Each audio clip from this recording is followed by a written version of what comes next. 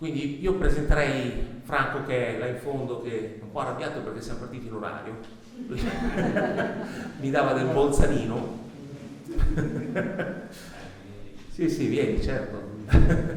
Noi gli piace il tavolo, poi gli ho detto purtroppo la sala non è nostra, non possiamo eliminare questo tavolo.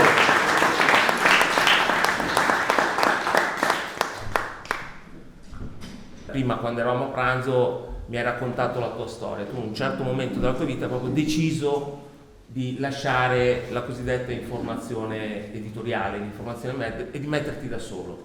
E la cosa che mi è piaciuta di più è di leggere nel tuo sito, in quello vecchio, perché poi in questi giorni è uscito il nuovo sito, è aggiornato, che tu non vendi libri online, non vendi libri su Amazon, neanche online, e che ti piace venderli quando fai incontri, perché uno dei tuoi obiettivi è quello di incontrare le comunità, cioè di mi passi con la bottiglia d'acqua già che ci sei, di incontrare le comunità, perché attraverso questi incontri nascono cose nuove, giusto? Sì, in realtà non online, ma attraverso la mia email li vendo. Non è la stessa cosa, eh? No, assolutamente. L'email è la forma più primitiva che esista del mondo digitale, perché è una lettera che si spedisce in maniera digitale invece che in maniera fisica, però insomma il concetto è lo stesso. E la lettera è diversa da un normale acquisto online, perché devi scrivere delle cose, spesso alle richieste dei libri mi aggiungono domande o racconti e quindi si instaura un dialogo insomma, con chi scrive, che anche questa è una forma di fare comunità, certo. E però fai tantissimi eventi in presenza, no? Ne hai fatti altri 2 in questi giorni, uno a Livorno. Circa 150 l'anno. Ok, quindi un giorno su 3 sei a disposizione, incontri persone. Quando hai deciso di fare questo stile, di condurre questo stile, la tua professione in questa modalità, e per quale motivo? No, allora, da una parte gli incontri li faccio da sempre, i miei primi incontri pubblici risalgono al 93, 94, può essere una cosa del genere, e quindi sono più di 30 anni che faccio questo. Ci sono una serie di differenze. Prima sono cambiati i mondi che venivano ai miei incontri. 30 anni fa c'era il mondo cosiddetto di sinistra, 10 anni fa c'era il mondo del Movimento 5 Stelle, oggi c'è il mondo di chi si è opposto al Green Pass, che è un'altra cosa ancora. Sono cambiati, dico in linea di massima, perché poi ci sono persone di ogni tipo. Sono cambiati proprio, è come se ci fossero state delle diverse aree geologiche dell'interessamento a quello che ci accade intorno al mondo, dell'interesse, e sono anche aumentate le persone piano piano, cioè come se lentamente una parte della popolazione cominciava a prendere coscienza. C'è chi ce l'aveva e chi si rendeva conto di come andava il mondo 30-35 anni fa, c'è chi l'ha scoperto 20 anni fa, chi 10, e una massa di persone, un'enorme massa di persone l'hanno scoperto 5 anni fa. Quindi, con il Covid, perché a volte per prendere coscienza, per prendere consapevolezza deve accadere qualcosa personalmente, e quindi il Covid più di ogni altra cosa, visto che in Italia non ci sono guerre, è stata la nostra guerra, quindi improvvisamente tantissime persone sulla propria pelle hanno scoperto che il mondo non è che non fosse rose e fiori, ma non fosse magari un qualcosa di estraneo, di neutro, come invece magari pensavano prima. Non so, bisognerebbe chiedere a loro. Tra di voi immagino ci siano delle persone che spesso mi dicono siamo dei risvegliati, non lo so, insomma persone che fino a 4-5 anni fa conducevano una vita normalissima, casomai dovreste dirmi voi perché improvvisamente avete incominciato a interessarvi a quello che accade e cercare di capire le ragioni di questa cosa. E a proposito di quello che accade, adesso tu stai scrivendo un libro sul 7 ottobre. Qualcuno è già convinto che sia pubblicato questo libro, e infatti c'è stata una grande massa di persone, hanno fatto un preacquisto. Sì.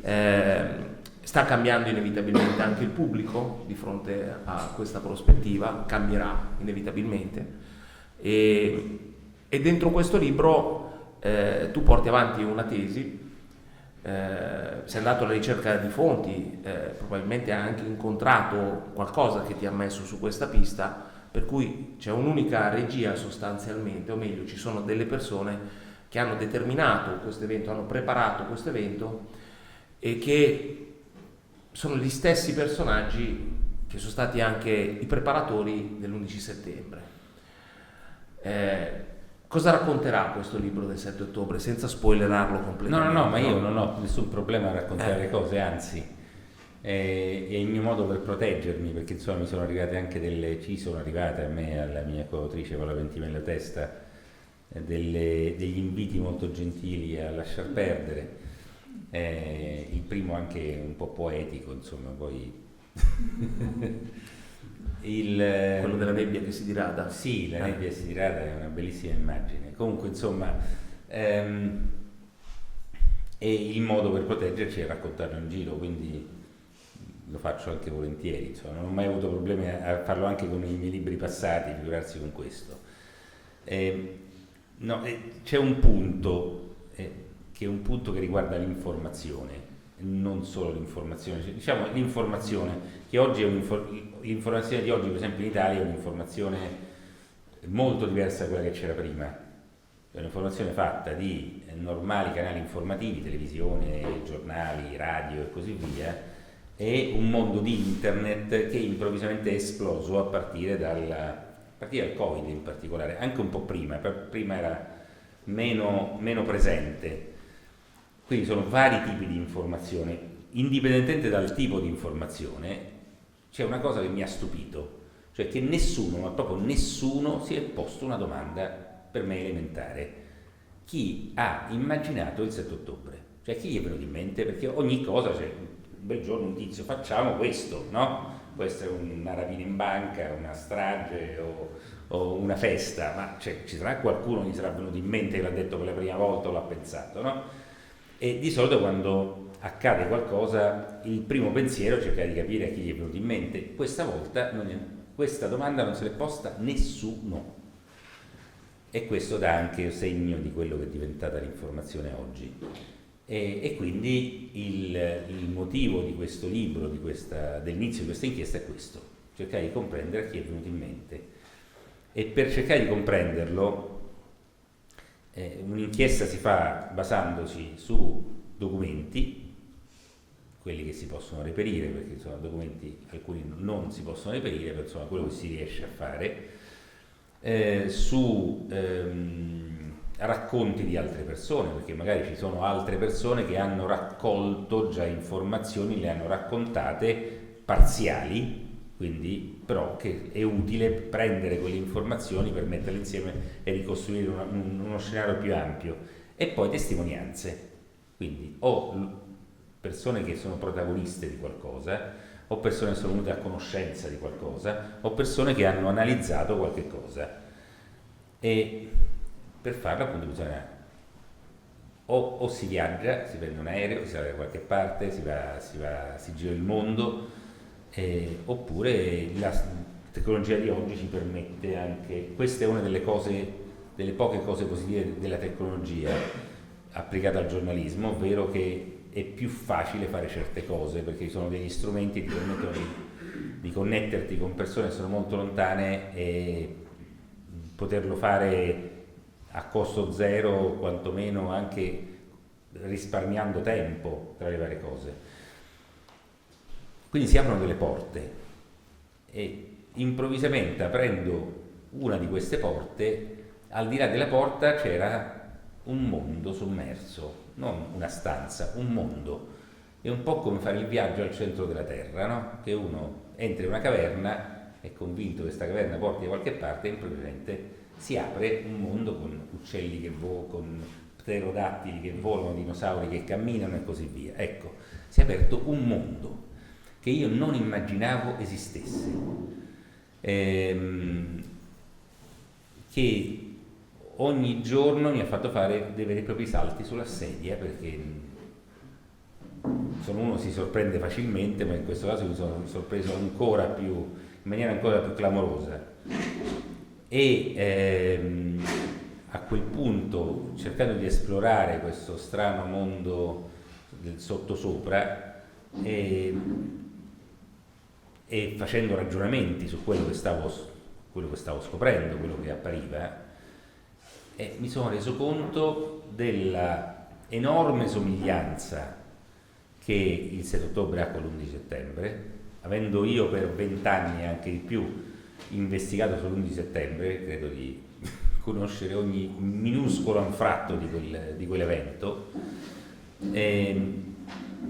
A un certo punto mi sono proprio reso conto che erano due eventi identici, fotocopia, semplicemente avvenuti in un momento differente, in un'area del mondo differente, con modalità apparentemente differenti, ma il meccanismo è esattamente lo stesso. È come il modus operandi di un assassino, insomma, che magari una volta usa la pistola, l'altra volta il pugnale, ma insomma la firma si capisce.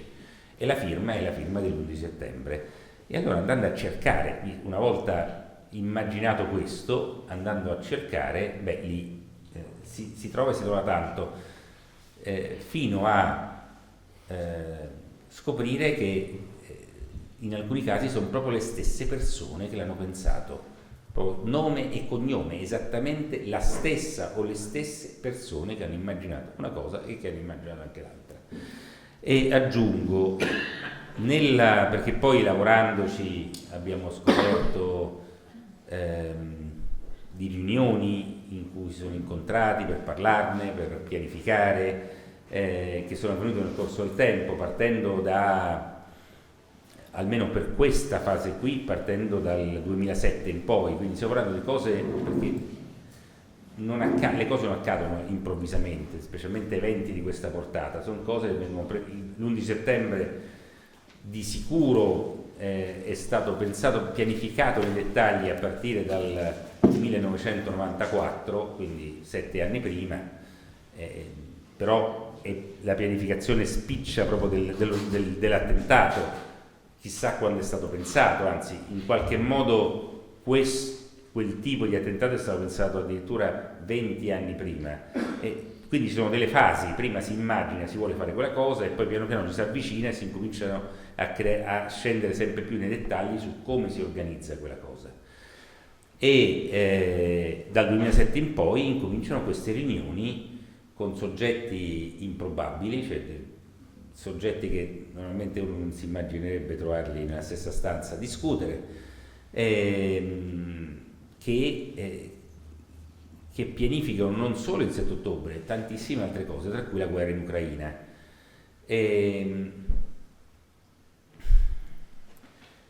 E a quel punto ti rendi conto che è come se qualcuno avesse pianificato una strada, io l'ho immaginata in questa maniera, una sorta di architetto, ingegnere che decide di costruire una strada perché deve raggiungere il punto X, che è il suo futuro. Io nel futuro voglio andare nell'isola Dal dei Tali, quindi costruisco questa strada che mi porta su quell'isola. E mano a mano la strada rappresenta un po' il tempo, no? Cioè questa strada che è una strada che scorre liscia, con ogni tanto delle cose che accadono, ma sono cose minori, importanti magari per quelli che le subiscono, ma insomma non sono le cose decisive. E poi questa strada supera dei punti più impervi, ci sono dei punti. L'11 settembre si diventa un ponte, come lo è il 7 ottobre, come sono anche altri. Certe volte ci sono dei ponti che ti fanno passare a un'isola successiva, a una fase successiva. È come se questa storia fosse divisa in fasi differenti. Potrei dire che le guerre jugoslave sono la prima fase di questa storia, l'11 settembre è la seconda fase di questa storia, la terza fase è un misto in contemporanea tra nascita dell'ISIS e guerra in Ucraina, perché sono la stessa cosa, anche lì uno dice ma come? Sono nate insieme perché io per guerra in Ucraina intendo il golpe di Maidan del 2014 e la conseguente guerra civile. E l'ISIS sono due cose che accadono in contemporanea e una ha necessità dell'altra per accadere, cioè non possono accadere separatamente, sono la stessa cosa. E poi c'è la fase in cui a un punto accade il 7 ottobre e non so quale sarà la prossima, però sono delle fasi che portano a dei cambiamenti, per me in negativo sempre, però insomma portano a dei cambiamenti e anche degli eventi drammatici. Però io ho staccato il... No, sei attaccato, sei a posto. Va bene. Facendo un passo in più su quello che stai dicendo, no? Ne parlavamo anche prima a pranzo. Qua ci sono, tu parli di due realtà, di due logge, no?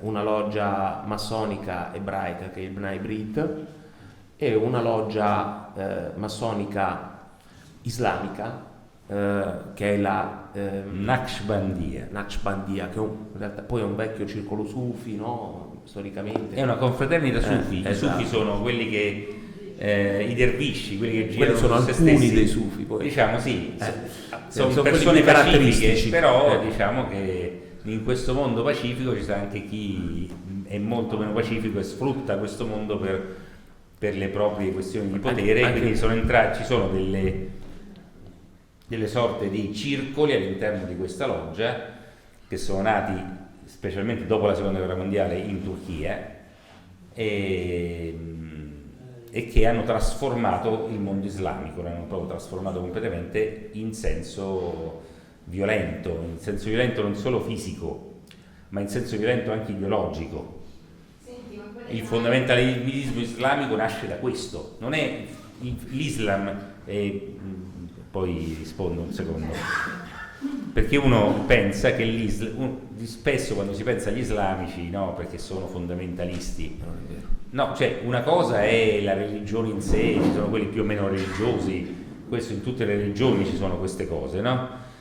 Io per fondamentalismo non intendo quelli che sono tanto credenti, intendo quelli che distorcono il credo, distorcono la religione, possono essere cristiani, islamici, buddisti per quanto mi riguarda, o ebrei, non ha nessuna importanza, quelli distorcono la religione per un'idea razzista del mondo, cioè un'idea suprematista.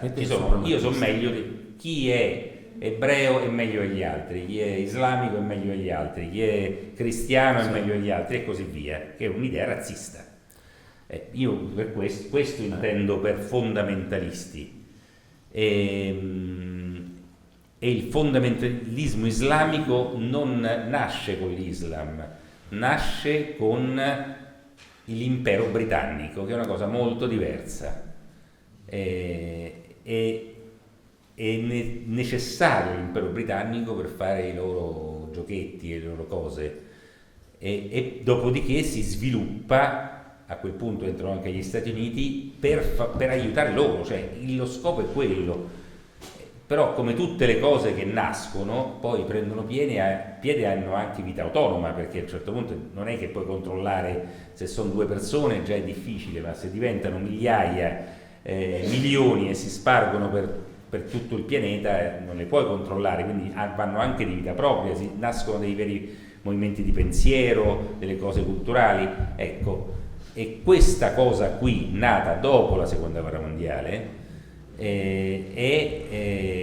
ha trovato in questa confraternita, che è una specie l'equivalente della nostra loggia massonica, apparentemente pacifica, il luogo dove diciamo gestire all'interno il potere, perché le logge massoniche sono un mezzo, non sono un fine, non sono nemmeno quelle che comandano, è come un'automobile, uno c'ha un'automobile che ti porta da qualche parte, la loggia massonica è come se fosse un'automobile.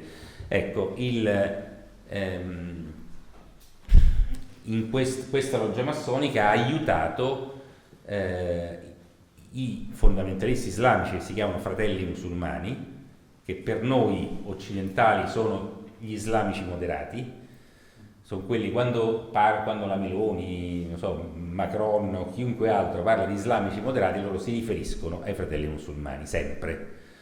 sono i nostri amici, sono i grandi amici dell'Occidente, sono quelli che vengono accolti nei salotti in televisione in prima serata, sono quelli che hanno organizzato i mondiali di calcio in Qatar, oppure quelli che hanno, a proposito di calcio, le squadre di calcio del Paris Saint-Germain e del Manchester City, che sono entrati dentro la nostra società. Ecco, costoro sono i pazzi furiosi che vogliono un mondo suprematista islamico, però sono i nostri pazzi furiosi, quindi sono moderati. E dall'altra parte abbiamo il Bnai Brit, che è questa loggia creata a inizio 800, metà 800, da emigrati ebrei a New York per organizzare in una società che a quei tempi era un Far West, per organizzare sostanzialmente la comunità ebraica, e col tempo si è sviluppata, è quasi una sorta di organizzazione pressionista che salvaguardava gli interessi nazionali degli ebrei, dell'identità ebraica, ancora prima che esistesse un territorio ebraico, di cui fa parte Zelensky, di cui fa parte Netanyahu, che ha 600.000 addetti e che, come ragionavamo prima a pranzo, pare essere nella sua sede di Milano anche l'origine del Mossad. Questa era una cosa che dicevo io sulla base di studi che facevo, perché ci fu questo personaggio, Gosser, che nel 1939 iniziò a occuparsi del ritorno degli immigrati ebrei in Palestina e poi del ritorno dopo il 1945 in Europa per chi voleva, che è l'origine poi del Mossad in Israele.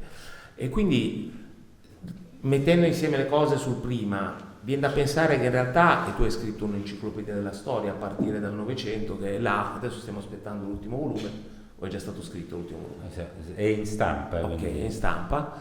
C'è tutta una storia da riscrivere che non conosciamo, e forse il segnale più certo è che in questi anni stiamo tutti ragionando, al di là del contenitore rosso o nero in cui ci infilano o ci infilavano, effettivamente la storia va riscritta, va ricompresa su alcune tematiche. È ammissibile che ci siano delle lobby che fanno gli interessi di una società alta contro una società bassa?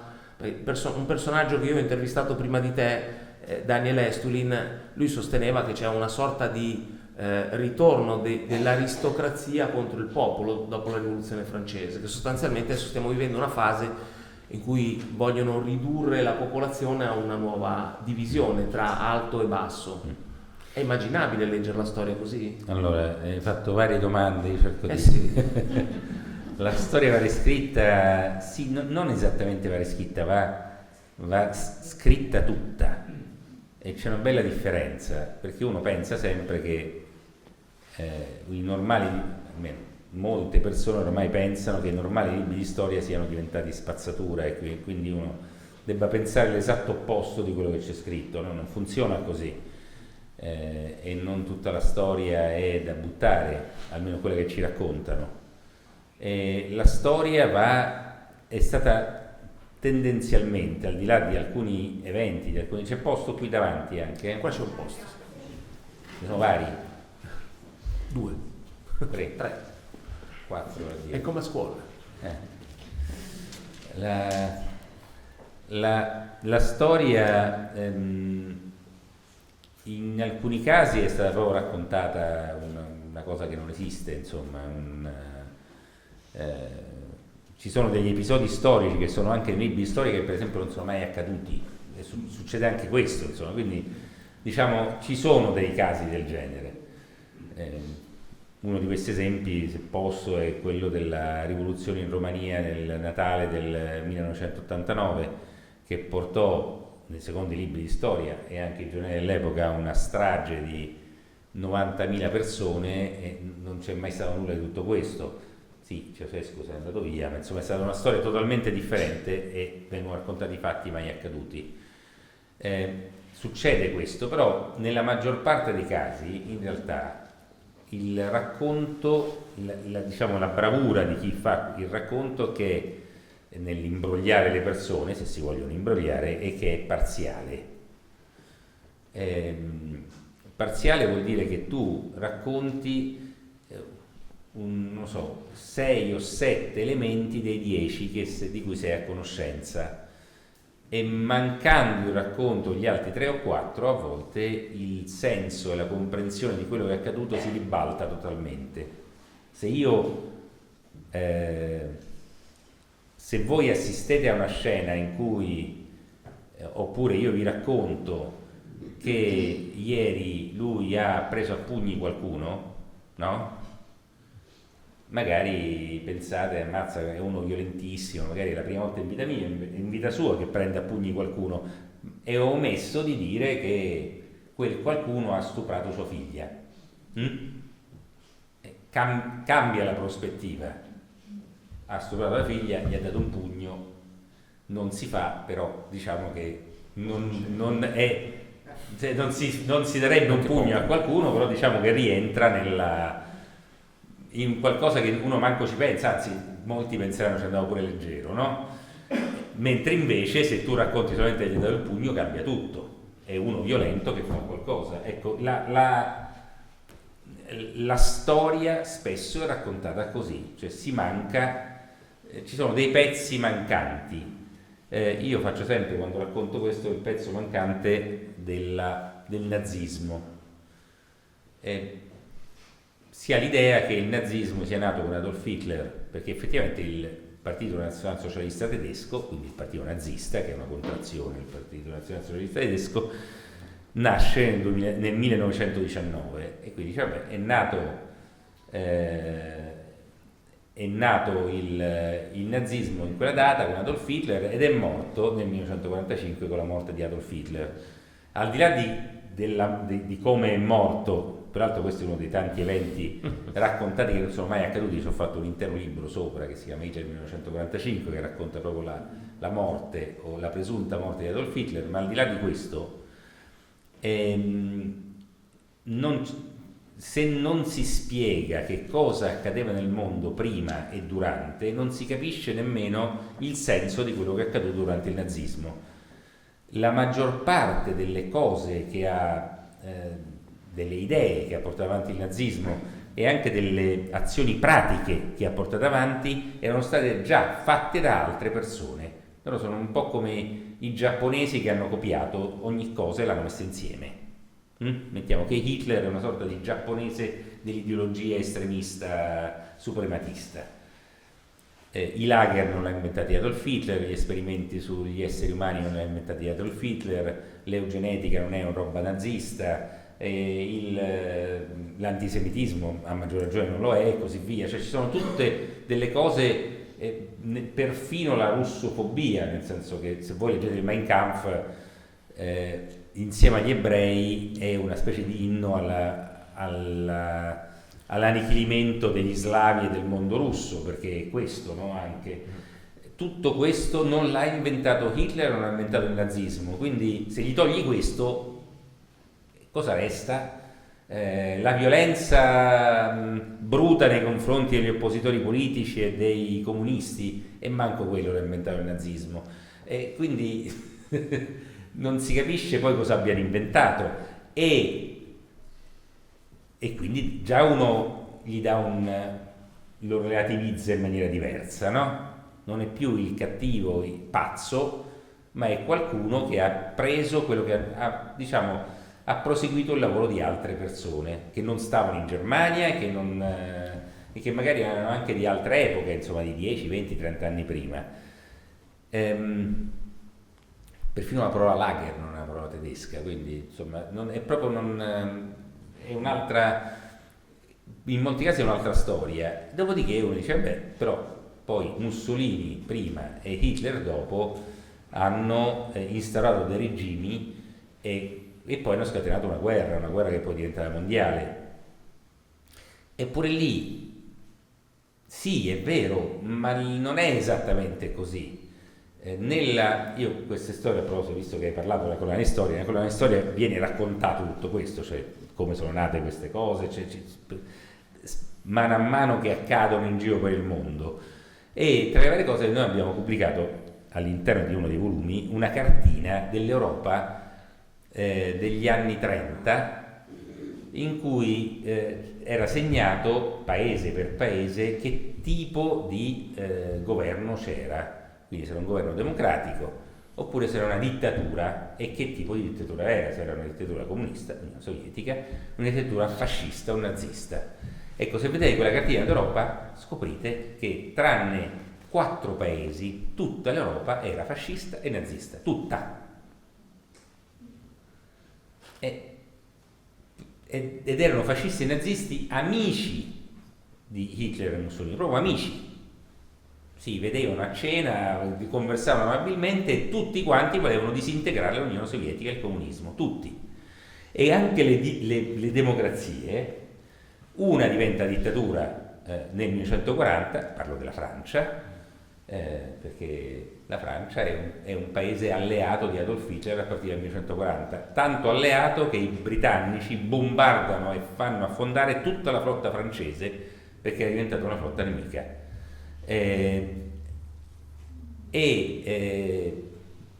Gli altri, l'Inghilterra aveva un re che si è dimesso ufficialmente perché si era sposato una divorziata americana che non era nemmeno nobile, e quindi il grande scandalo viene sempre raccontato in questa maniera, però ci sono si vedono alcune fotografie, magari uno capisce perché si è dimesso. Sono delle fotografie in cui lui amabilmente è fotografato, non dico abbracciato, ma poco ci manca, da Adolf Hitler, perché era un nazista convinto. C'è la foto di Berlino, di quando sfida a Berlino. Sì, ma lui ha frequentato Hitler e tutti i dirigenti del Terzo Reich fino al 1944, cioè era proprio nazista. Allora, pensare che il re d'Inghilterra fosse nazista magari è il motivo per cui non poteva più essere re d'Inghilterra, però lo era lui, lo erano nel 1939, lo erano la metà dei ministri del governo britannico, erano nazisti. Dice, vabbè, andiamo negli Stati Uniti. Gli Stati Uniti sono quelli che hanno finanziato l'ascesa del nazismo. In tutte le più grandi, diciamo, aziende, le multinazionali, molte delle multinazionali, tipo la IG Farben, che era la più grande azienda tedesca. La IG Farben è un conglomerato industriale, all'interno c'era, non so, la Bayer, quella che fa le medicine, che è quella che produceva peraltro lo Zyklon B che serviva per gasare gli ebrei, c'era la BASF, c'erano enormi aziende che tuttora esistono. Ecco, la IG Farben, che faceva queste cose, è di proprietà di aziende americane, l'AGFA e così via, erano di proprietà, cioè manco di li finanziavano, cioè proprio loro hanno fatto queste cose qui e hanno dato il petrolio per far andare avanti i carri armati ai tedeschi fino al 1945 e sparavano con questi carri armati contro gli americani. Ma questa era un'altra questione. E dice, vabbè, allora, negli Stati Uniti nel 1939 al Madison Square Garden si tiene il congresso del Partito Nazionalsocialista statunitense, e il Madison Square Garden, che è enorme, era stracolmo di persone, c'erano 30.000 persone al suo interno, tutte con le camicie brune, che avevano prima sfilato per New York, applaudite dalla folla, e poi fanno questo congresso dove c'è una gigantografia di Washington, George Washington, che è considerato il primo suprematista bianco, eccetera, eccetera, eccetera, degli Stati Uniti. Questo congresso è normale, cioè non è che viene contestato, è normale. Gli Stati Uniti sono il paese dell'eugenetica, sono il paese di tanti. All'epoca c'era una legge negli Stati Uniti in cui se avevi problemi mentali non andavi in manicomio, ma veniva fatta un'iniezione letale. Tra il 27 e il 47, in 20 anni, 70.000 persone sono state uccise perché ritenute indegne di vivere in questa terra, perché erano considerati malati mentali. Poi magari non lo erano nemmeno, perché poi in manicomio si veniva per motivi più strampalati. Questi erano gli Stati Uniti, gli anni 20, anni 30, anni 40, e la legge per l'eutanasia nei confronti dei malati mentali in Alabama viene cancellata nel 1998, tanto per dire, ecco. Quindi dice, vabbè, spostiamoci in Sud America. I paesi sudamericani, Argentina in testa, erano nazificati. tutta l'elite argentina mandava i propri figli alla scuola tedesca. E nella scuola tedesca uno dei libri, c'era proprio una materia di studio del Mein Kampf che veniva insegnato normalmente, erano tutti nazisti. Lo era Peron, anzi Peron era fascista perché è venuto in Italia, era amico di Mussolini e era diventato ufficiale in Italia, si era addestrato in Italia. Invece la moglie Evita, quella che diventata santa grazie a Madonna, la moglie Evita era una nazista convinta, tant'è vero che sono emersi documenti in cui lei lavorava per i servizi segreti del Terzo Reich. Quindi, e questo è l'Argentina. Parliamo dell'Australia. L'Australia, ci sono le leggi, inizio Novecento vengono fatte le leggi razziali in Australia bianca si chiama il pacchetto di leggi razziali, che riguardavano non solo gli aborigeni, riguardavano gli europei del sud, cioè gli italiani venivano considerati alla stregua degli aborigeni, gli italiani che andavano in Australia all'epoca. E il primo ministro australiano era grande amico di Hitler, viene più volte in Europa a abbracciarlo e tutto quanto il resto, dice l'Australia è con lei. E posso continuare.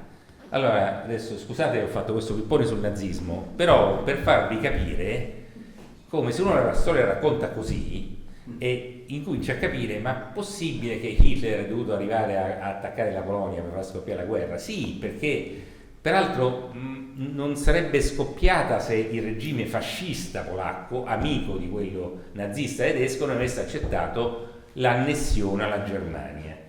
Perché gli aveva proprio chiesto, cioè gli dice, guarda, io la guerra non te la voglio fare, io ti devo annettere perché e tutti sapevano che l'obiettivo di Hitler era la distruzione dell'Unione Sovietica e l'occupazione e lo sterminio di tutti quanti i russi. Questo lo sapevano anche i sassi e tutti volevano questa cosa e l'hanno lasciato fare. Il problema è che i polacchi, che erano fascisti, amici dei nazisti, ma erano anche iper nazionalisti, erano convinti, dice no, noi non ci vogliamo annettere perché noi siamo la Polonia e siamo più forti della Germania, e quindi hanno fatto, diciamo, come dicono a Milano gli sboroni, si dice ancora così? Vabbè, insomma, dopo 3 anni non ti so dire. No, non lo sai, vabbè. Comunque hanno cercato di tirare fuori il petto provocando l'inizio della seconda guerra mondiale, perché la Polonia aveva un patto di mutua difesa con Francia e Inghilterra, quindi nel momento in cui viene invasa, Francia e Inghilterra, amiche della Germania, sono state costrette a dichiarare guerra alla Germania. E raccontandole in questa maniera, non che Hitler è buono, perché Hitler è sempre quello di prima, però il contesto è totalmente differente e capisci che una volta che Hitler viene fatto fuori, tutto il resto resta. E allora uno magari si spiega la guerra fredda, si spiega perché poi sono successe tantissime cose dopo il 45. Allora, la storia è questa, la storia secondo me va raccontata in questa maniera, perché quando la racconti tutta assume contorni differenti. Purtroppo non viene raccontata così. L'altra domanda me l'hai fatta pure lunga, ma non me la ricordo più neanch'io, sinceramente. Se qualcuno se la ricorda.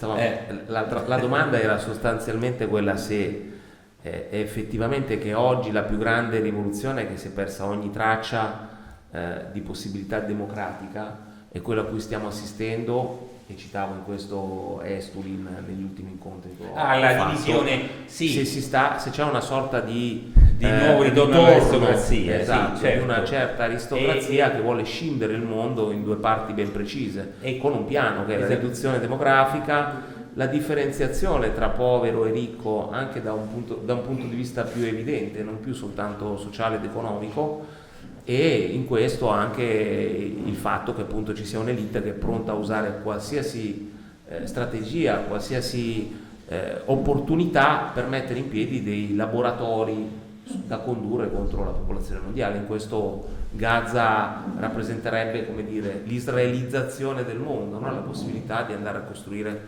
una pulizia etnica ovunque se ne ritenga il bisogno. Allora, sì, sta accadendo e accade anche perché è finito prima ho parlato della necessità di far fuori l'Unione Sovietica e il comunismo. A un certo punto l'Unione Sovietica sparisce, il comunismo, anche se non viene battuto, sparisce insieme all'Unione Sovietica, su per giù,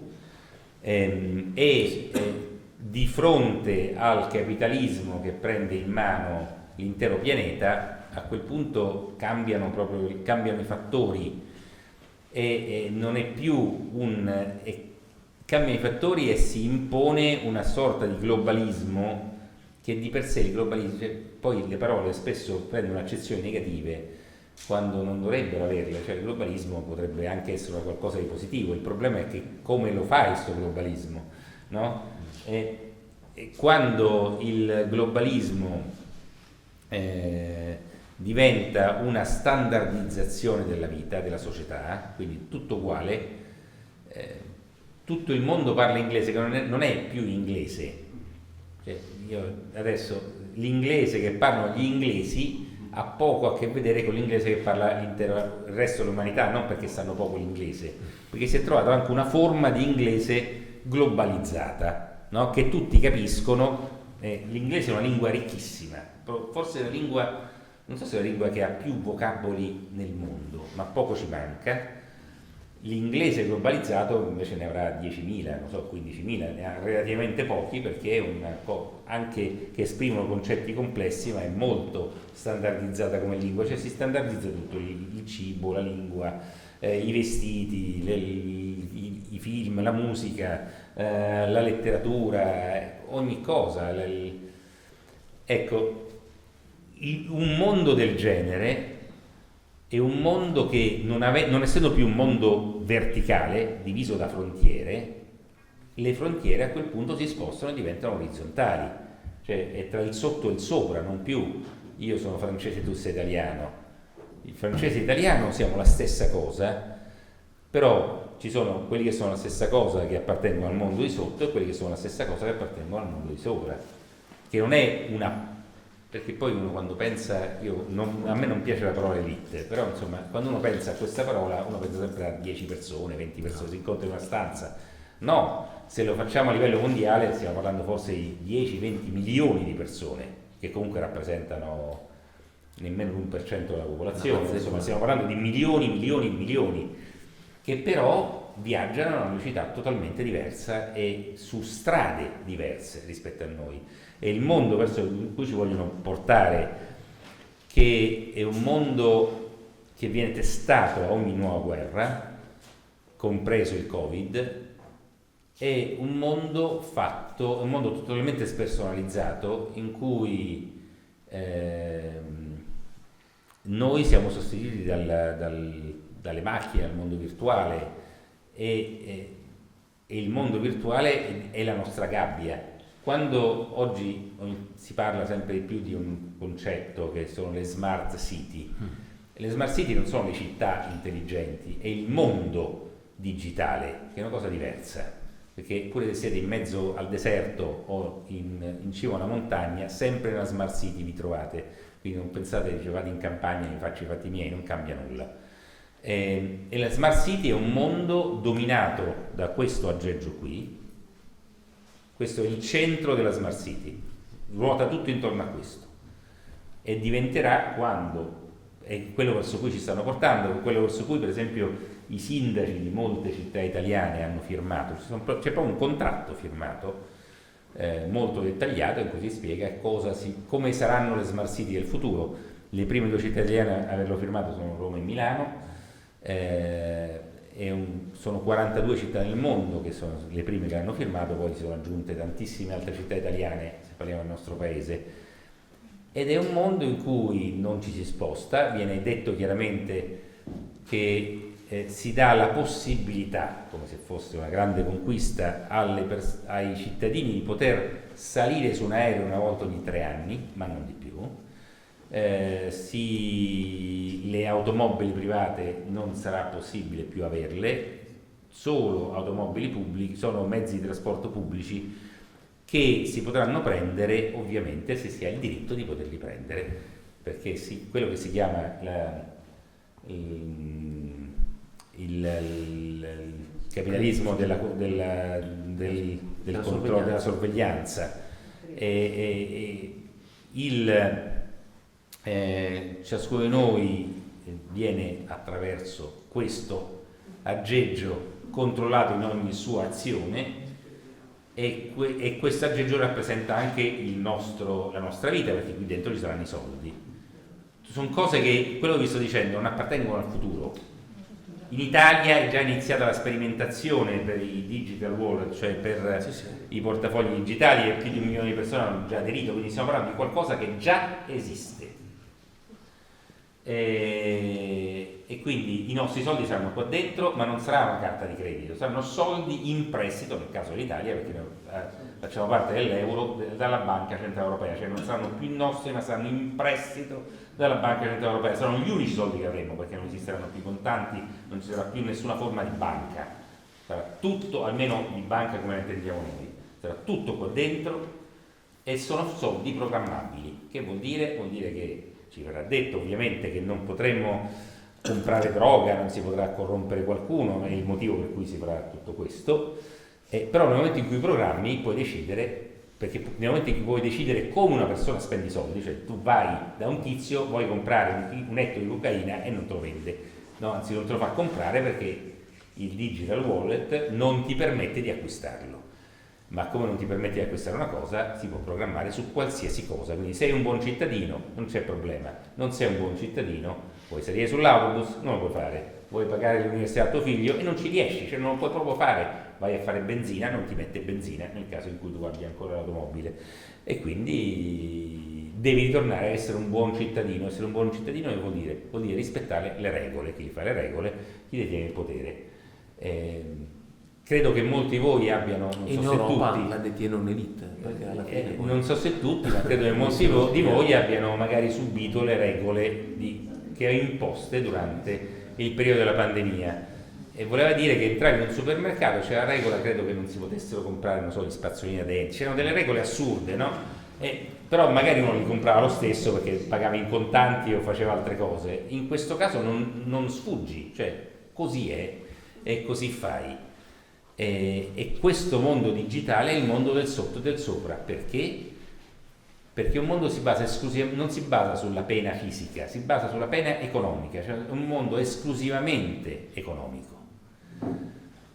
Se tu esci Oxford, prima smart city europea, c'è la regola che non puoi uscire da Oxford più di 200 volte l'anno, anzi non da Oxford, dal raggio di 15 minuti a casa tua, non puoi uscire più di 200 volte l'anno. E la 201esima, se tu hai tuo figlio che vive dall'altra parte della città e sta con la mamma e tu sei il papà, o viceversa, e a un certo punto arrivi a settembre, che fai? Vado a trovare mio figlio, bene, nessuno ti mette in galera, semplicemente ti arriva una multa, e la multa vuol dire ti tolgono i soldi, perché questi soldi qui sono ovviamente regolati a monte.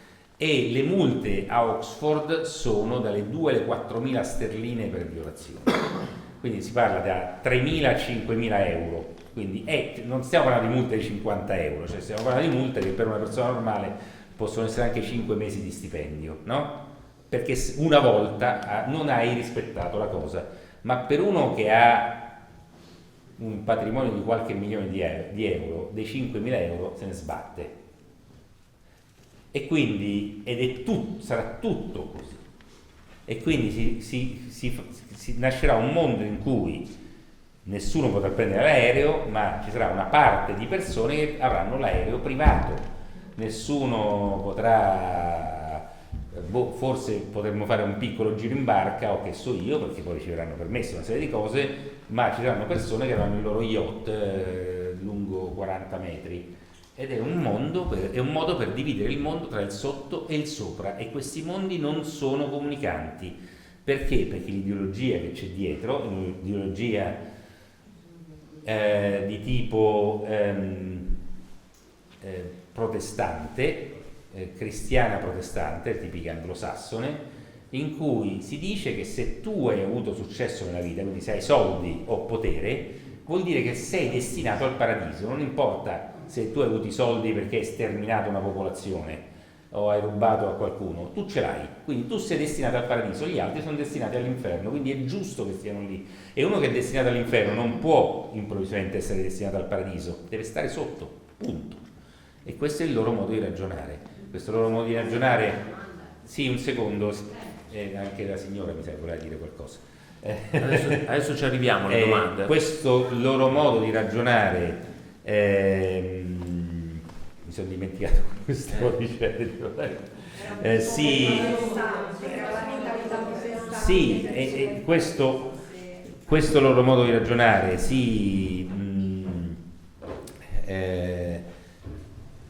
viene esplicitato, non è una cosa nascosta, viene esplicitato in documenti su documenti, perché ci sono delle fondazioni culturali, dei luoghi in cui queste cose vengono raccontate da decenni. Il luogo dove più di ogni altro si raccontano queste cose in maniera pubblica è un posto che si trova in Svizzera, che ha base in Svizzera, si chiama World Economic Forum, e lì queste cose vengono raccontate tutte, non è che sono degli incontri segreti, sono tutte cose pubbliche, chiunque può andare lì, paghi, perché per entrare al World Economic Forum credo che costi una giornata intorno ai 6.000 euro, una cosa del genere, la partecipazione a un workshop, quindi devi pagare, se no si paga credo 58.000 euro l'anno per poter partecipare normalmente, quindi diciamo che solo alcune persone possono farlo, però ti metti a parte i soldi per un anno, vai lì un giorno e ascolti e lo puoi fare tranquillamente, sono cose pubbliche. E addirittura il vicepresidente del World Economic Forum ci scrive dei libri che vendono centinaia di milioni di copie, perché è l'autore più letto e venduto al mondo, un israeliano che si chiama Harari, in cui questi libri racconta queste cose ed è apprezzato da una parte dell'umanità, perché se tu vendi 200 milioni di copie di un libro vuol dire che insomma qualcuno alla fine ti apprezzi, insomma, e anche tante persone. Beh, viene venduto come un guru. Sì, è una sorta di guru, ma lui questo racconta. Sì.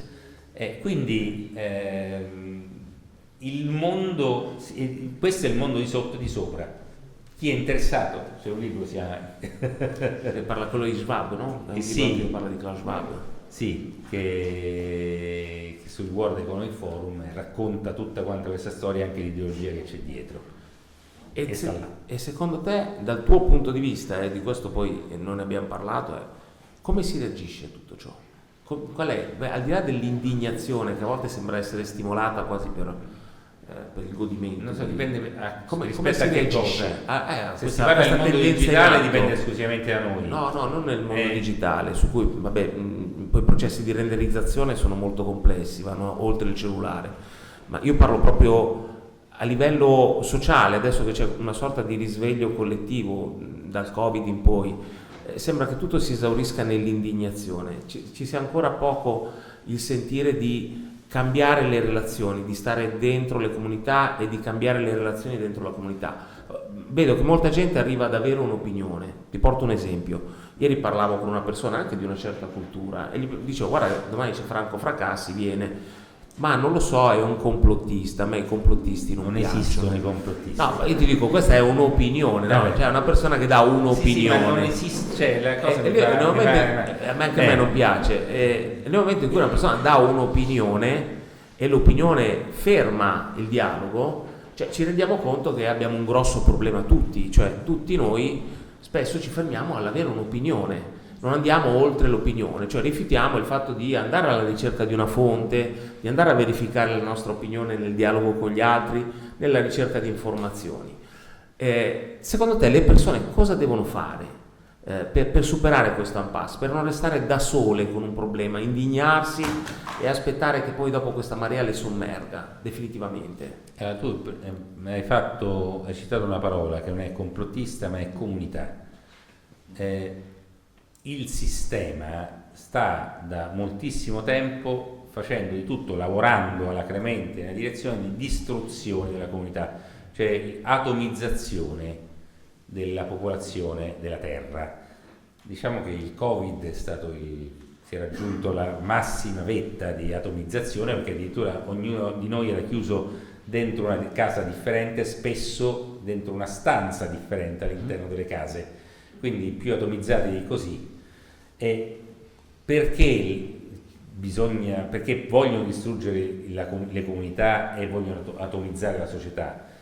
Perché nella storia tutte le rivoluzioni che ci sono state, belle o brutte, sono state diciamo realizzate da comunità.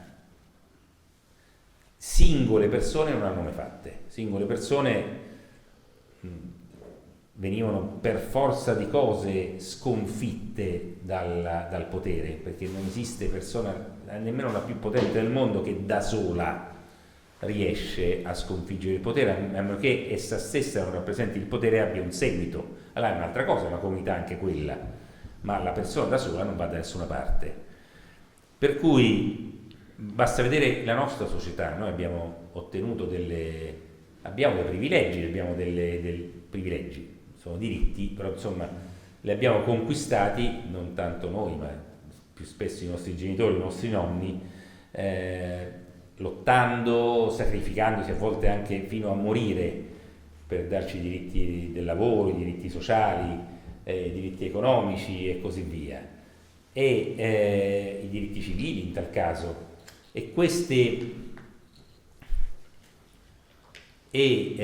Chi ha dovuto cedere pezzi di suo potere ha compreso il meccanismo e da quel momento in poi ha lavorato per smontare questo meccanismo, quindi fare di tutto per dividere le comunità. Quando parlo di comunità non parlo di 10 persone, parlo di 10.000, 1 milione, 10 milioni di persone. Le comunità non possono essere piccole, la comunità piccola è come se fosse una persona, a meno che una comunità piccola non agisce in un luogo piccolo. Se stai in un paesino di 3.000 abitanti, la piccola comunità di 50 persone magari può avere un peso in un paese di 3.000 abitanti, ma per ottenere non battaglie locali, ma per ottenere i diritti, per riuscire a mantenere i diritti e a cambiare le cose, devi andare su una scala molto più grande, infinitamente più grande.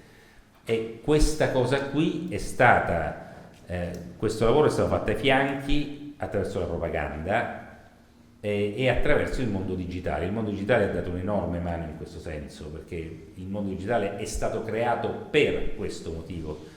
In uno dei libri, che io citerò sempre il libro che sta laggiù, che si chiama Next, che parla delle armi, racconto, perché tutte quante le varie invenzioni militari, tra queste c'è internet, e internet è stato creato da uno psicologo nazista, cioè non da un informatico, da un ingegnere, da un fisico, che so io, da uno psicologo nazista.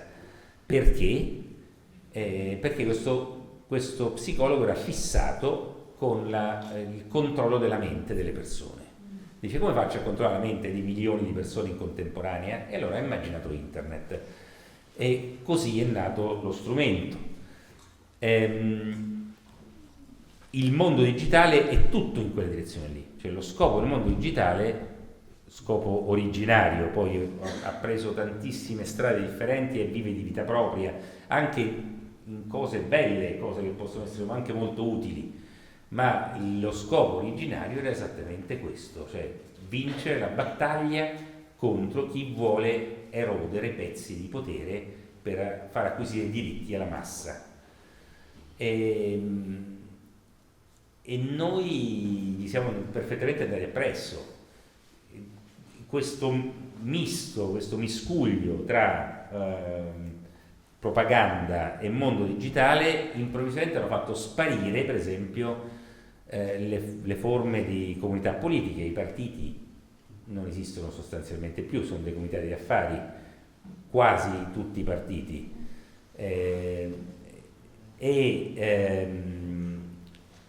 comunque la sensazione delle persone, non solamente in Italia ma un po' in tutto il mondo, è che non ci si debba fidare più dei partiti, cioè non c'è più il partito che fa le lotte per qualcuno. Ci sono, ma sono cose rare, sono cose molto rare. I sindacati, anche quelli svaniti, non è che non esistano, ma non rappresentano più comunità.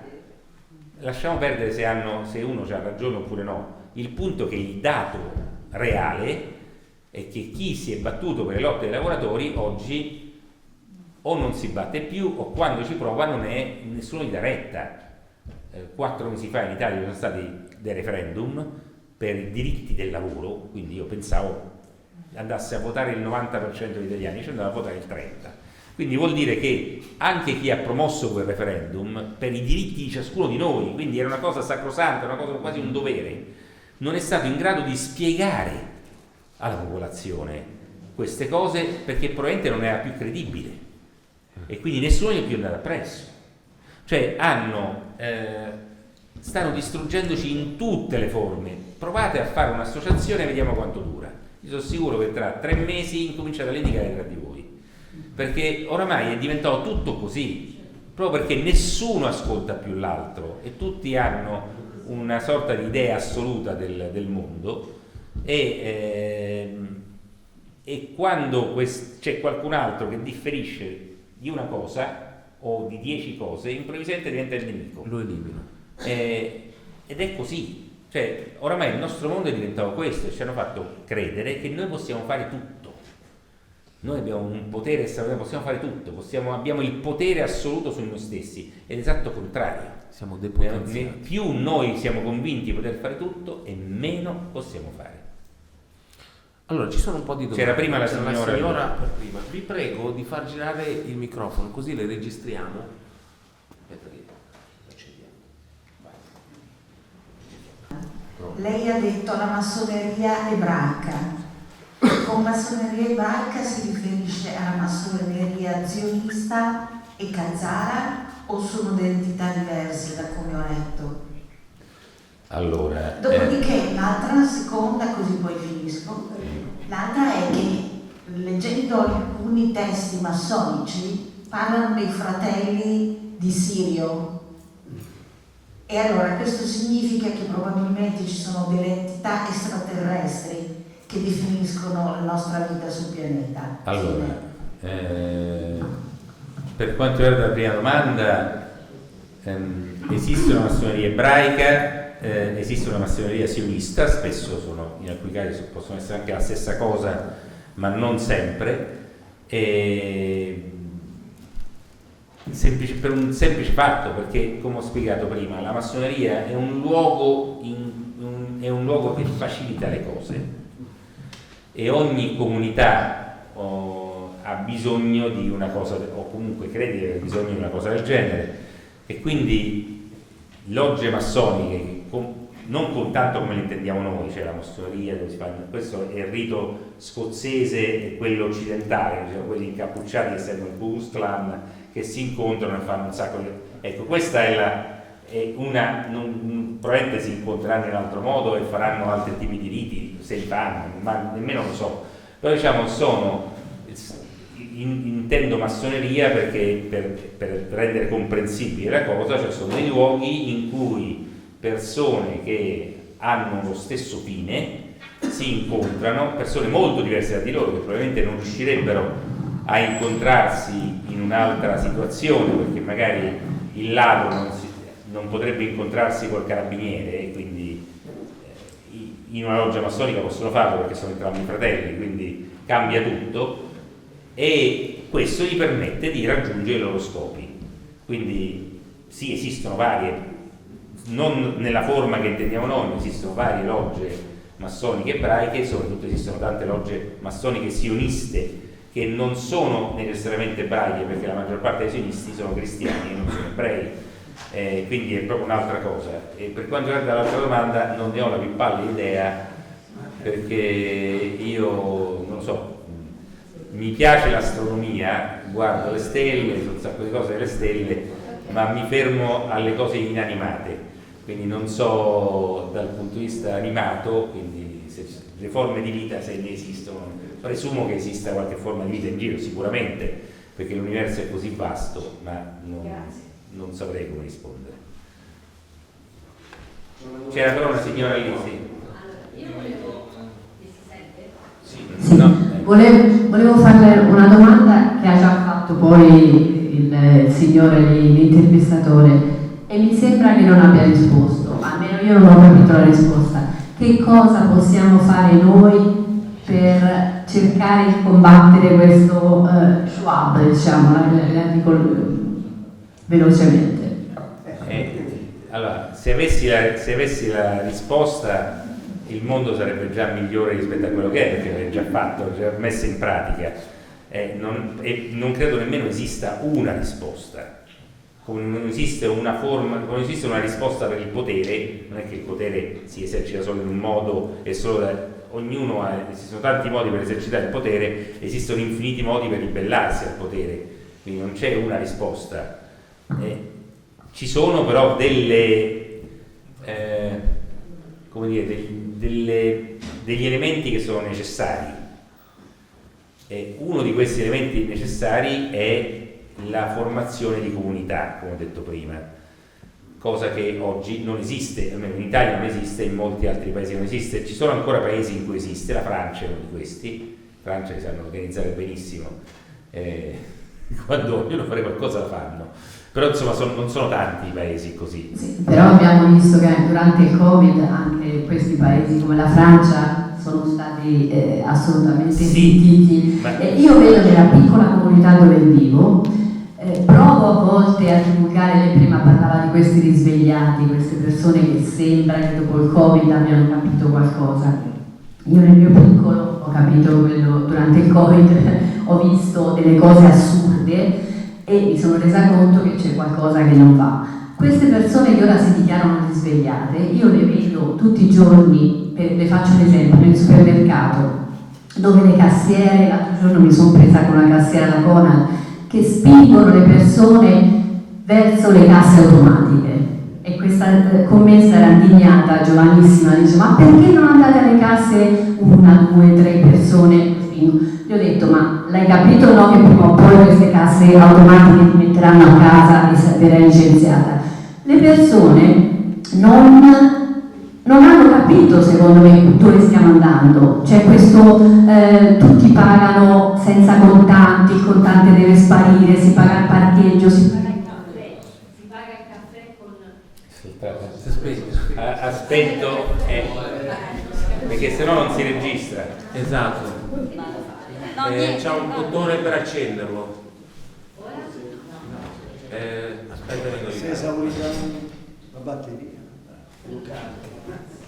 Però magari lo tenga un po' più lontano perché urla troppo. Perché le persone non si accorgono che stiamo in una strada sbagliata e si dichiarano risvegliati, però non fanno niente? Allora... È più comodo pagare il caffè così, però sanno che finirà. Sì, no, se mi avesse fatto finire la risposta, avrei risposto anche alla seconda domanda.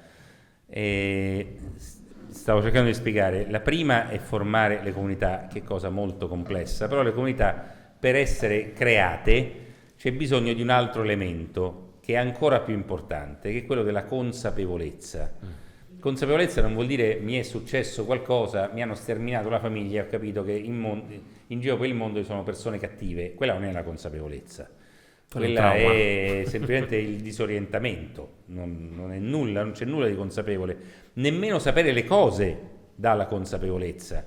È pieno di gente che ha già 2, 3, 4, 5 lauree che sono degli imbecilli totali, quindi non è tanto la conoscenza che ti dà questo. La consapevolezza è una strana cosa, è una cosa che ti permette, e ovviamente ci vuole la conoscenza, cioè devi sapere le cose, ma soprattutto non è tanto la quantità di cose che sai, è il metodo che utilizzi per ragionare sulle cose. Bisogna partire da un concetto: noi siamo tutti, lo siamo noi come esseri umani, ma a maggior ragione come diciamo a livello macro, quindi come comunità, e noi siamo tante cose diverse. Ognuno di noi è tante cose diverse. C'è una persona che fa l'impiegato di banca, poi di domenica va a cacciare, poi si occupa della figlia, che è una cosa ancora differente, con cui gioca a a risico o fa un altro gioco qualsiasi da tavolo e poi va a ridere, gli piace tanto ridere e scherzare con gli amici per i film più scemi del mondo, guarda i film porno, cioè ognuno è tante cose, non esiste una persona che è una cosa, non esiste proprio. Ecco, il mondo è esattamente così e vuol dire che quelle tante cose sono un'unica cosa. Non esiste se tu studi la fisica ma non sai niente di geografia, non la sai la fisica, cioè magari sei in grado di fare dei calcoli meravigliosi ma sei una persona che non sa niente. Devi renderti conto che le cose, tante cose differenti sono legate tra di loro e questo processo qui, cioè questa è la base, cioè devi sapere, devi prendere coscienza di questa cosa e a quel punto devi incominciare, quando apprendi, quando impari qualcosa, a cercare di comprendere come questa cosa che tu stai imparando ha a che fare con tutte le altre cose che hai imparato, perché tutto quanto è connesso. Quando tu riesci a ragionare in questa maniera e a connettere cose molto diverse tra di loro dandogli un senso, quello che io chiamo l'algoritmo della realtà, cioè gli algoritmi è una formula che ti fa dare un senso a tutto perché lega cose che sono molto diverse tra di loro, no? Quando tu riesci a fare questo, allora hai la consapevolezza e la consapevolezza ti fa fare uno scatto in avanti. La consapevolezza non ti porta da cassiera a invitare le persone a lavorare contro il tuo lavoro usando le casse elettroniche, non ti verrebbe proprio in mente di fare una cosa del genere, perché comprendi quello che c'è intorno, non lo vedi solamente, vedi oltre. C'è un personaggio, a volte nella storia i grandi personaggi lo sono per certi motivi, e uno dei giganti della storia del Novecento è un certo Nelson Mandela, che non tanto perché si era battuto per i neri, per il modo con cui aveva fatto certe cose, e lui, io ho vissuto in Sudafrica un periodo, e facendo tra le varie inchieste che facevo, le varie reportage e così via, conobbi il carceriere di Mandela, che era un personaggio, un bianco boero, afrikaner, che iperrazzista, di famiglia ovviamente super razzista, che era finito a fare il secondino, quindi già per fare il secondino ai neri doveva essere molto razzista, in più era finito a fare il secondino in una prigione che sta in mezzo al mare di fronte a Città del Capo, una sorta di Alcatraz sudafricana che si chiama Robben Island, dove venivano messi laggiù tutti i detenuti politici sudafricani. Quindi quest'uomo super razzista si ritrova un bel giorno Mandela che sbarca dal traghetto e lui è la persona a cui viene affidata la cura di Mandela. Nel corso 28 anni hanno passato uno accanto all'altro, 28 anni. Nel corso di questa infinita prigionia hanno instaurato non solo un rapporto, quando Mandela è stato liberato si sono abbracciati piangendo tutte e due e Mandela ha pagato l'università ai suoi figli. Tutto questo è avvenuto perché non il razzista sudafricano, che era una persona totalmente inconsapevole, Mandela, che invece era una persona consapevole, è riuscito a trasmettere quella consapevolezza. E la prima volta che l'ha fatto, lui mi ha raccontato, questo James Gregory è il nome di questo secondino, incontrò Mandela la prima volta appena sbarcato dalla nave e lo doveva accompagnare alla cella. Quando lo fa entrare in cella, Mandela lo guarda negli occhi e gli dice una brevissima frase, 3 parole: io ti vedo.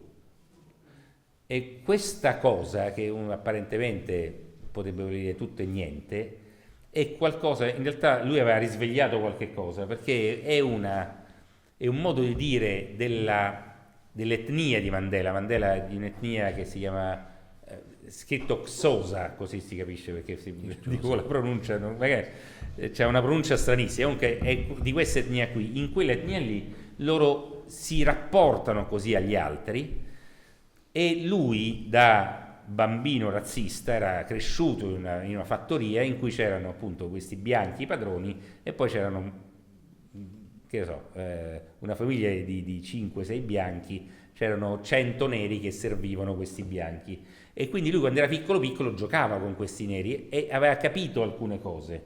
Io ti vedo vuol dire che io non vedo te con i pantaloni rosa, la giacca così e con quella faccia lì. Io vedo te, quello che tu sei oltre questa cosa. Ciò che puoi essere. Ciò che puoi essere.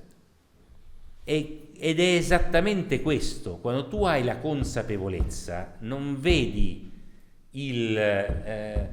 prima si parlava del 7 ottobre, non vedi 1500 palestinesi che scavalcano una barriera e incominciano a massacrare degli israeliani. Vedi quello che c'è oltre quella cosa lì, e per vedere quello che c'è oltre devi incominciare a collegare puntini di cose che non c'entrano un fico secco. Almeno io faccio l'esempio su me stesso,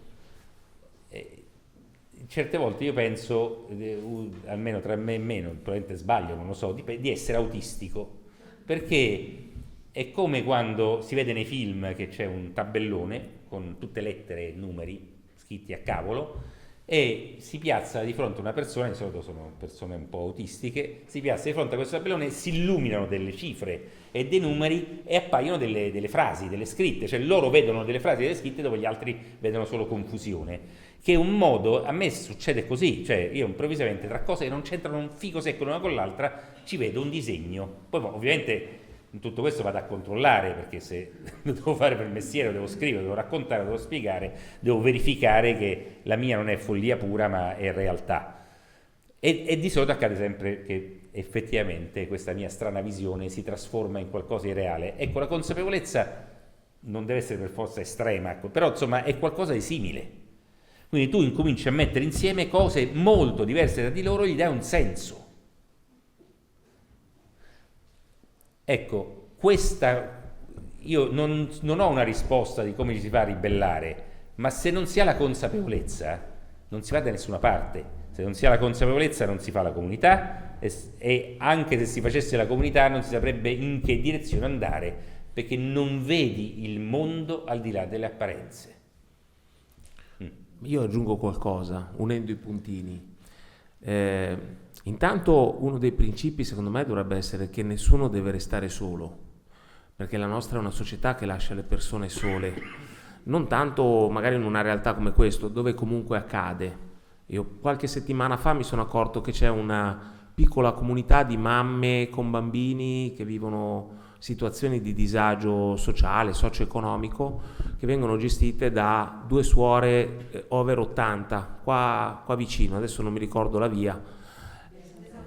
Esatto, e sono andato perché negli ultimi anni mi sono sempre preso cura dei bambini come aiuto compiti, portarli allo sport, è una modalità per fargli fare socialità all'interno di queste comunità, e mi sono accorto per esempio che i servizi sociali non se ne occupano e hanno pochissimi aiuti dall'esterno, se ne occupano 2 signore sopra gli 80 anni, però questo è un esempio, nel senso che succede spesso che lasciamo gli altri soli, con una difficoltà, anche con la presunzione magari di sapere come dovrebbe fare quello che sta facendo. Questo dovrebbe essere uno dei primi principi, quindi è necessario tornare un po' indietro. E l'altra cosa importante, sempre unendo i puntini, abbiamo vissuto quello che secondo me sarà una nuova trappola che accadrà a breve nelle società occidentali, perché noi sotto il Covid ci hanno ipnopedicamente messo in testa qualcosa, ovvero che i nostri genitori possono morire senza che li accudiamo e senza sapere se effettivamente sono morti di quello che ci dicono, senza un'autopsia, senza nulla. Ce li hanno chiusi dentro dei luoghi e non abbiamo potuto neanche salutarli. Hanno fatto anche questo. Ci stanno parlando del concetto di eutanasia, che in passato poteva sembrare anche qualcosa di adesso stiamo iniziando a parlare di forme di eutanasia di Stato. Ora immaginate in un paese come il nostro che ha 15 milioni di persone over 60, con molti matrimoni falliti, molte persone che a 55-56 anni sono da sole, senza figli neanche, con un matrimonio fallito, che arriveranno a 75 anni, un po' benestanti, e magari ricevono una visita neurologica, dovranno andare a fare una visita neurologica e all'improvviso si scoprirà che quella persona non è capace di intendere di volere da sola e gli porteranno via con un click tutto quello che hanno. Cioè dobbiamo iniziare a immaginare di non lasciare da solo nessuno e soprattutto dobbiamo avere il coraggio di ascoltare anche gli altri, di immaginare di poter aver torto di fronte a qualcosa che si è fatto e che l'altro è un'opportunità per cambiare. Io per esempio ritengo che anche le piccole comunità, anzi soprattutto le piccole comunità, abbiano qualcosa di forte e di resistente al sistema Smart City, della renderizzazione dell'individuo. La piccola comunità la vedo come una possibilità nel futuro. Sto lavorando all'ipotesi di un incontro in cui parleremo di come uscire dalla rete e di dove sta andando. Non so se tutti se lo sapete, ma nel marzo 2025 la Presidenza del Consiglio ha emanato un pamphlet di 200 pagine in cui sostanzialmente porta avanti un programma fino al 2027 che è di disinvestire lo Stato dalle comunità montane e rurali, cioè chiudere servizi sociali, scolastici. È un programma governativo. Fino al 2027 chiuderanno ospedali, punti di primo soccorso, scuole, in tante piccole comunità.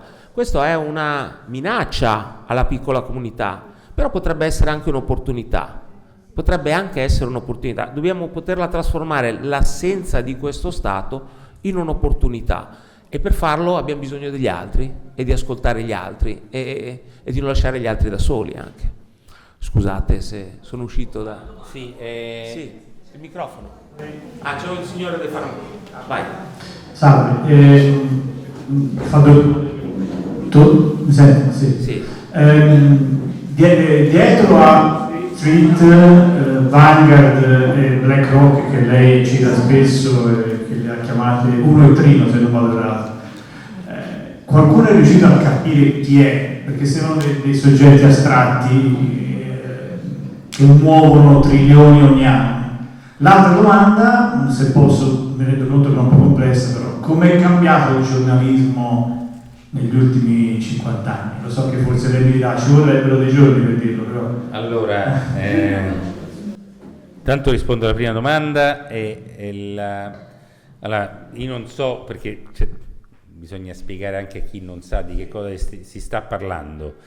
Esistono 3 società nel mondo, che sono 3 più grosse società in capitalizzazione che esistono, che insieme gestiscono un patrimonio superiore a 25.000 miliardi di euro, quindi superiore alla produzione, al reddito di tutti i paesi del mondo, tranne quello degli Stati Uniti d'America, che è di poco superiore. Quindi una cosa sterminata, è difficile immaginare cosa ci si può fare con 25.000 miliardi di euro.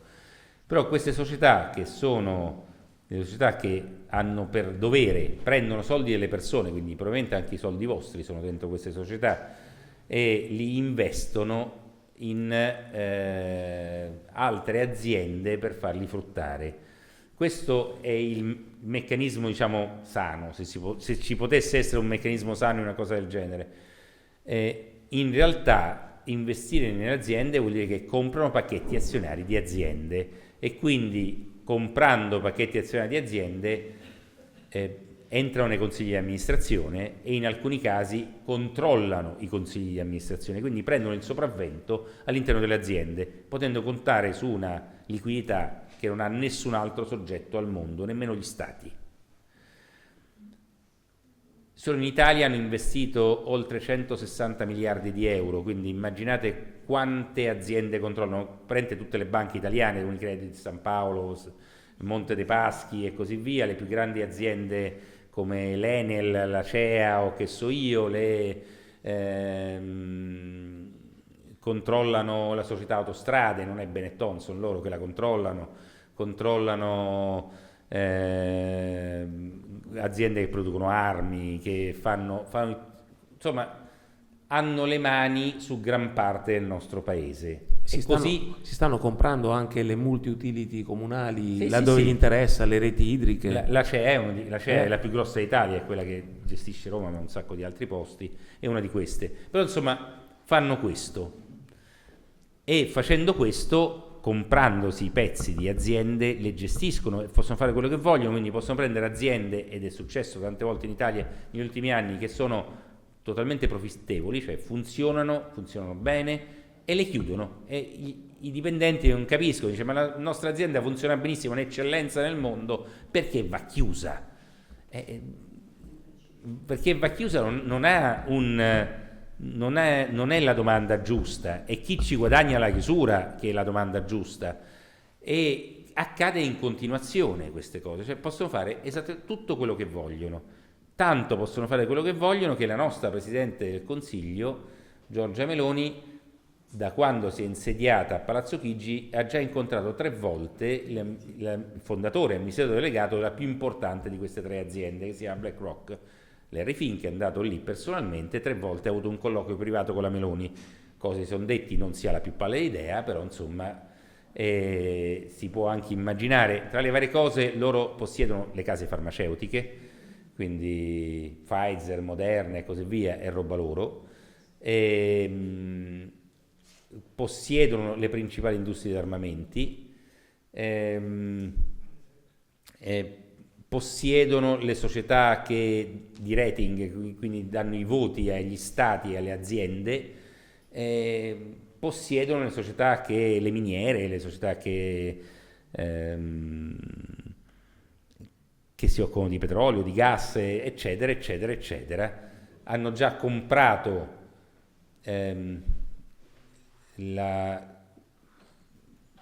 più della metà di tutti i territori agricoli ucraini, adesso che finirà la guerra, hanno già il contratto in esclusiva per la ricostruzione dell'Ucraina, che passerà attraverso di loro, e loro la distribuiranno agli altri paesi, e così via. Quindi, come si dice a Roma, se la cantano e se la suonano, fanno tutto da soli. Allora, queste 3 aziende sono in realtà come se fossero un'unica azienda, perché ciascuna delle 3 è proprietaria delle altre 2, e ciascuna è di proprietà delle altre 2. Si incrociano tra di loro nei loro consigli di amministrazione, ci sono le stesse persone più o meno. Allora, questo per spiegare di che cosa si stava parlando, e la domanda era cosa c'è dietro questa cosa. Allora, non è che ci deve essere sempre per forza dietro qualcosa, chi sono costoro più che altro, cioè il più importante tra di loro è quello che ho appena citato, Larry Fink, che è il fondatore di BlackRock, che è la più grande di queste 3 aziende. Lui è un ebreo americano che lavora in egual modo per la CIA e per il Mossad, in egual modo. È amico personale di tutti quanti, o di quasi tutti i direttori della CIA che si sono alternati, è amico personale di tutti i direttori del Mossad che si alternano. Le sue politiche hanno, e che se la BlackRock si muove, tutto il mondo si muove, gran parte del pianeta si muovono automaticamente, non fosse altro perché sono tutte robe sue. Le sue politiche hanno seguito passo passo tutte le politiche proposte dal World Economic Forum, di quello di cui si parlava prima, cioè il World Economic Forum dava un suggerimento e loro le seguivano.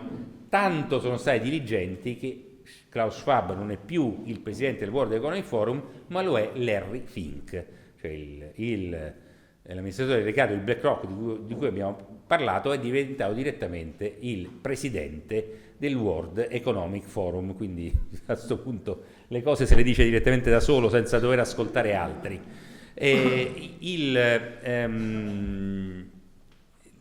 Inoltre loro non solo hanno seguito quello che diceva il World Economic Forum, ma talvolta hanno anticipato, e quindi costringendo il World Economic Forum o i vari governi a fare delle scelte. La transizione ecologica è avvenuta perché un bel giorno Larry Fink ha detto io voglio fare questo, e quindi tutti i vari passaggi le imprese virtuose, tutte queste cose qui sono state una decisione di BlackRock che ha imposto questo a tutte le aziende con cui aveva a che fare, e quindi automaticamente si è spostato un mondo in quella direzione. A un certo punto Fink ha detto no, basta, e tant'è che una settimana fa la von der Leyen e il Parlamento europeo hanno votato per interrompere una parte, non tutta, ma una parte della transizione ecologica, perché detta queste cose. Lui è una sorta di Dio sulla terra che decide tutto quanto? No, perché lui non è da solo, cioè lui, come ho detto, quando dico che lavora per Mossad e CIA, vuol dire lui lavora per Mossad e CIA, non è che la CIA e il Mossad lavorano per lui.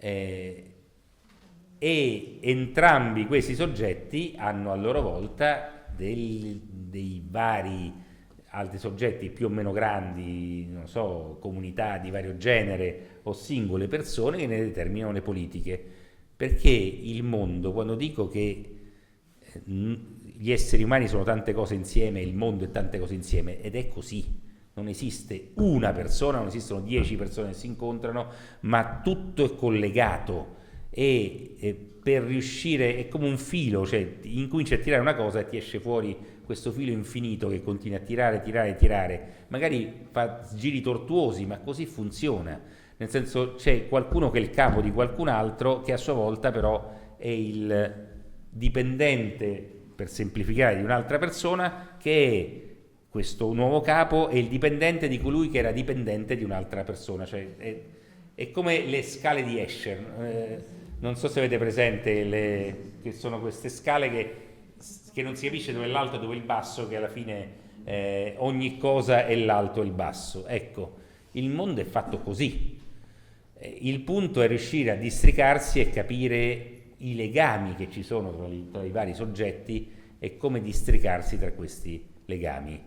Quindi non c'è qualcuno dietro BlackRock. BlackRock è, io li chiamo, io dico sempre sono come Dio, uno e trino, perché sono un'azienda che però sono in realtà 3 aziende e hanno un potere quasi divino sul pianeta, perché possono fare un sacco di cose, ma non possono fare tutto, e al tempo stesso loro stessi non è che hanno questa capacità divinatoria per immaginare ogni cosa, e quindi in realtà comandano tante cose, ma a loro volta sono comandati da qualcun altro che però deve tener conto di quello che fanno loro stessi, cioè di quello. Qualcuno comanda BlackRock, ma chi comanda BlackRock deve tenere conto di quello che fa BlackRock, poi al tempo stesso BlackRock comanda questa persona. E sto dicendo qualcosa che potrà apparire assurdo, ma così accade.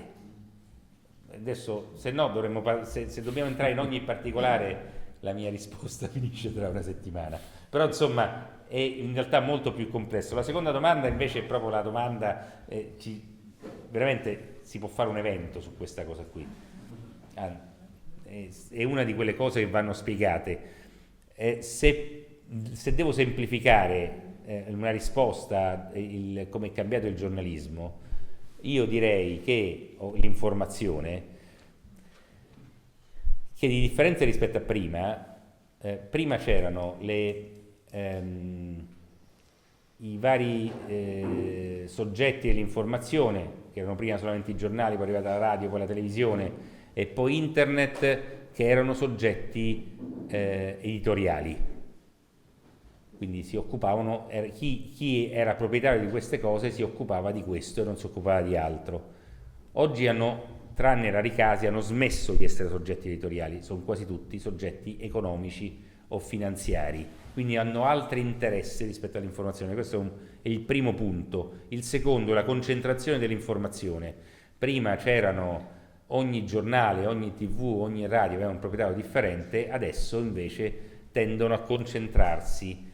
Nel mondo esistono 8 soggetti che controllano circa il 92% dell'informazione mondiale. 8. Quindi questa non solo hanno altri interessi, ma tendono a ridursi anche i diversi interessi, perché a volte gli interessi si possono scontrare, c'è uno che vuole la guerra, l'altro che vuole la pace, privati cittadini che hanno interessi, uno nella guerra e uno nella pace, e quindi esprimono un'informazione variegata quantomeno, no? Anche se non libera, perché ciascuno impone ai propri giornalisti di fare questo per interessi personali, ma se tutti quanti sono gli stessi che vogliono la guerra, non c'è più informazione libera nemmeno da questo punto di vista. Poi soprattutto c'è un'altra cosa che, che prescinde dai proprietari e invece è una cosa che pesa esclusivamente sul meccanismo dell'informazione e sulle persone che la fanno. Il giornalismo libero dava fastidio, non era più sopportabile da parte del potere, quindi si è pensato come riuscire a ingabbiarlo. Si è trovata la formula giusta, facendo forza su come funziona il meccanismo dell'informazione e quindi trovando le falle in questo meccanismo. E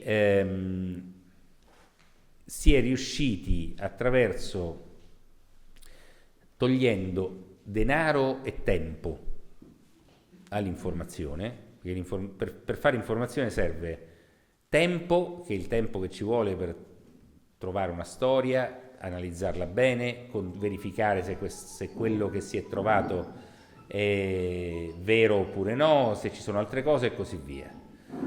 E c'è bisogno di soldi perché a meno che tu non sia il protagonista della storia devi trovare il modo di capirla questa storia, quindi devi andare da qualche parte, devi fare un viaggio, devi incontrare qualcuno, non lo so, anche oggi, anche a un certo punto nascono le agenzie di stampa, che quindi sono dei soggetti che informano i giornalisti, queste sono le agenzie di stampa, devi fare l'abbonamento all'agenzia di stampa che c'è un costo, eccetera, eccetera, eccetera. Quindi tempo e soldi. La loro bravura è stata quella di eliminare uno e eliminare l'altro. Ci sono sempre meno soldi, quindi sempre meno giornalisti da pagare, non tanto il giornalista, ma che possono permettersi di finanziare i loro lavori, e quindi per cui ci vuole tempo, bisogna investire nei viaggi e quant'altro, sempre meno tempo, in particolare perché Internet ha dato un'accelerazione mostruosa su questo, perché conta arrivare primi e non raccontare la storia fatta bene, conta solo arrivare primi, anche perché la lunghezza delle cose che vengono raccontate è sempre più breve, tant'è vero che oggi oramai l'informazione si fa attraverso dei titoli che passano attraverso i cellulari, appare un titolo, è successa sta cosa, un titolo, magari una cosa, appunto i palestinesi, Hamas ha invaso Israele e 1500 morti. Ho saputo cosa è successo, no? E invece uno ci può fare un'enciclopedia dietro.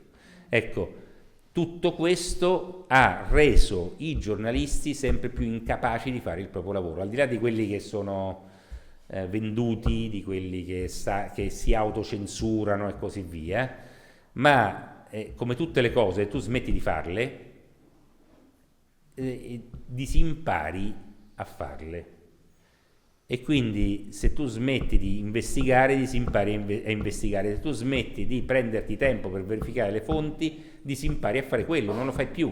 Prendi per buono ogni cosa, quindi ti arriva l'informazione e tu la prendi e la pubblichi così com'è, anche se è una cosa assurda, ma non importa, lo fai senza nessuno spirito critico. Oggi i giornalisti sono delle belve feroci che non solo, se hanno una gazzella davanti, non sono in grado di acchiapparla questa gazzella, ma nemmeno la riconoscono in quanto tale.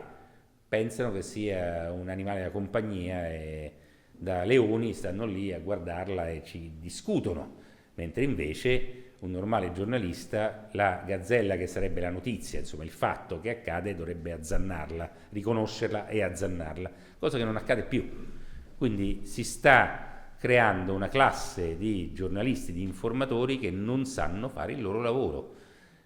E quando accadrà, quando questa classe occuperà il 100% dell'informazione, non ci sarà nemmeno più bisogno di avere 8 magnati dell'editoria, di corrompere qualcuno, cioè sarà del tutto inutile, ma il processo è questo qui, si va in quella direzione. No, facciamo l'ultima, poi affrontare un lungo viaggio. Vabbè, sì. Due. Salve, buonasera. Dunque, allora un presupposto di questa domanda qui. Io ritengo, perlomeno di come ho seguito io tutta il giornalismo, diciamo, di controsistema, che esista ancora una piramide della finanza globalista, dei banchieri, Soros e tutta quella cerchia. Poi ultimamente è venuta fuori una piramide di carattere invece non globalista, ma con un'altra strategia, una piramide sovranista, sionista, che tra l'altro si sa che era in contrasto negli ultimi decenni con l'altra piramide. Sono fatte dalla stessa etnia queste due piramidi qua. La mia domanda è questa, ora le faccio, aspetta, mi metto gli occhiali perché le dico prima alcuni passaggi. Caduta del muro di Berlino, presa diciamo economica tramite il trotschismo della Russia, 1990, guerra e spezzettamento della Jugoslavia. Poi abbiamo il PNAC, non sto a spiegare cos'è, chi lo sa, insomma, il nuovo secolo americano, il progetto del nuovo secolo americano. Ci abbiamo Bernard Lewis, ci abbiamo dietro tutti i think tank e via dicendo. Nel 1992 fanno la UE, uno strumento di, diciamo, di propulsione di questo potere qui in Europa. Poi abbiamo nel 2001 l'11 settembre, abbiamo poi a seguire tutte le dove si può poi si prende il potere in questi stati attraverso primavere arabe o primavere colorate.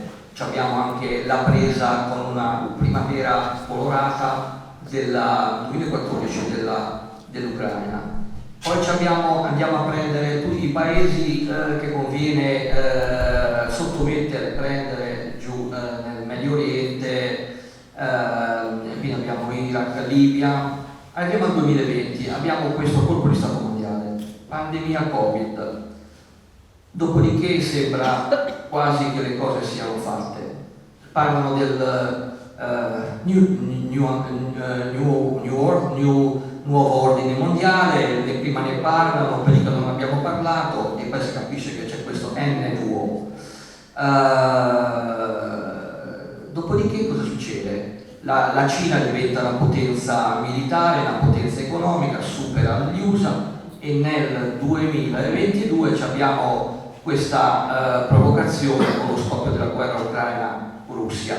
Sembra che lì si sia o fermato o abbia avuto uno stop momentaneo o meno, non si sa, di questo nuovo ordine mondiale.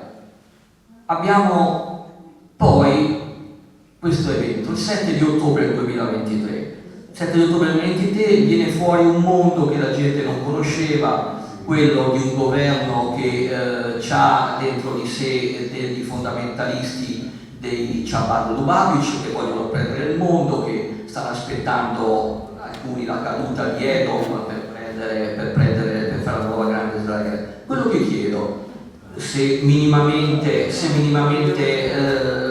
diciamo, condivide questa ricostruzione, queste due piramidi, diciamo, questo qui del 7 ottobre 2020 è il piano B della presa del mondo e quindi si è formato un punto di convergenza fra le due piramidi.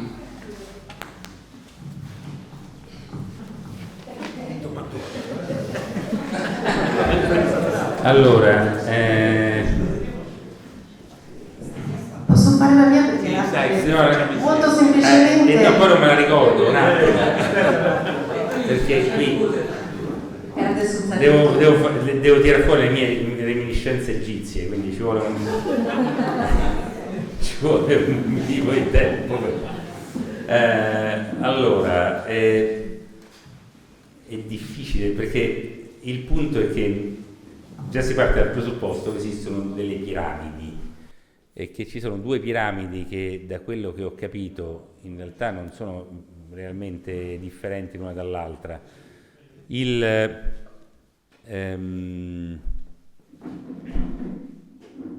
Non so, è stato citato Soros. Soros è il campione del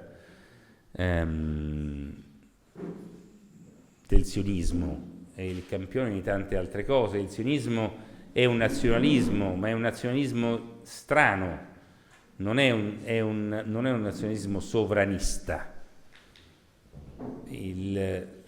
perché tra le varie cose la maggioranza dei sionisti non sono né ebrei né israeliani, quindi il sionismo non vuole avere un Israele bellissimo e non gliene frega niente degli israeliani in sé, è qualcosa di molto più ampio, è qualcosa che ha a che fare molto più col globalismo che col sovranismo.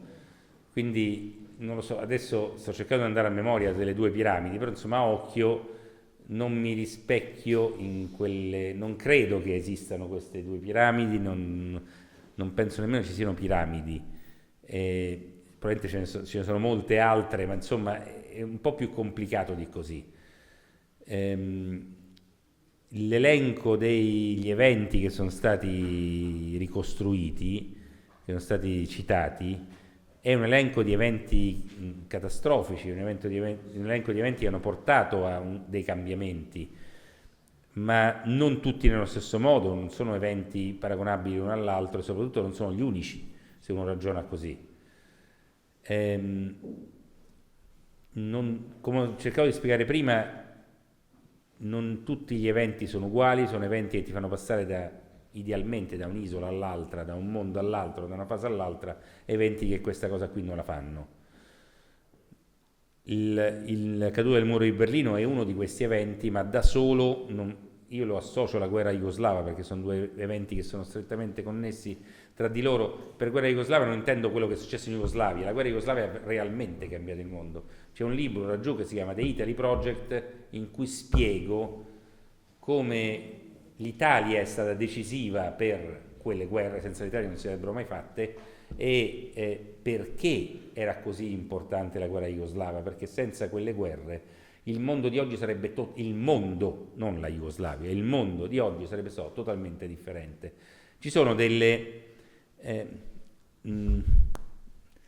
e comunque bisogna fare anche un altro ragionamento.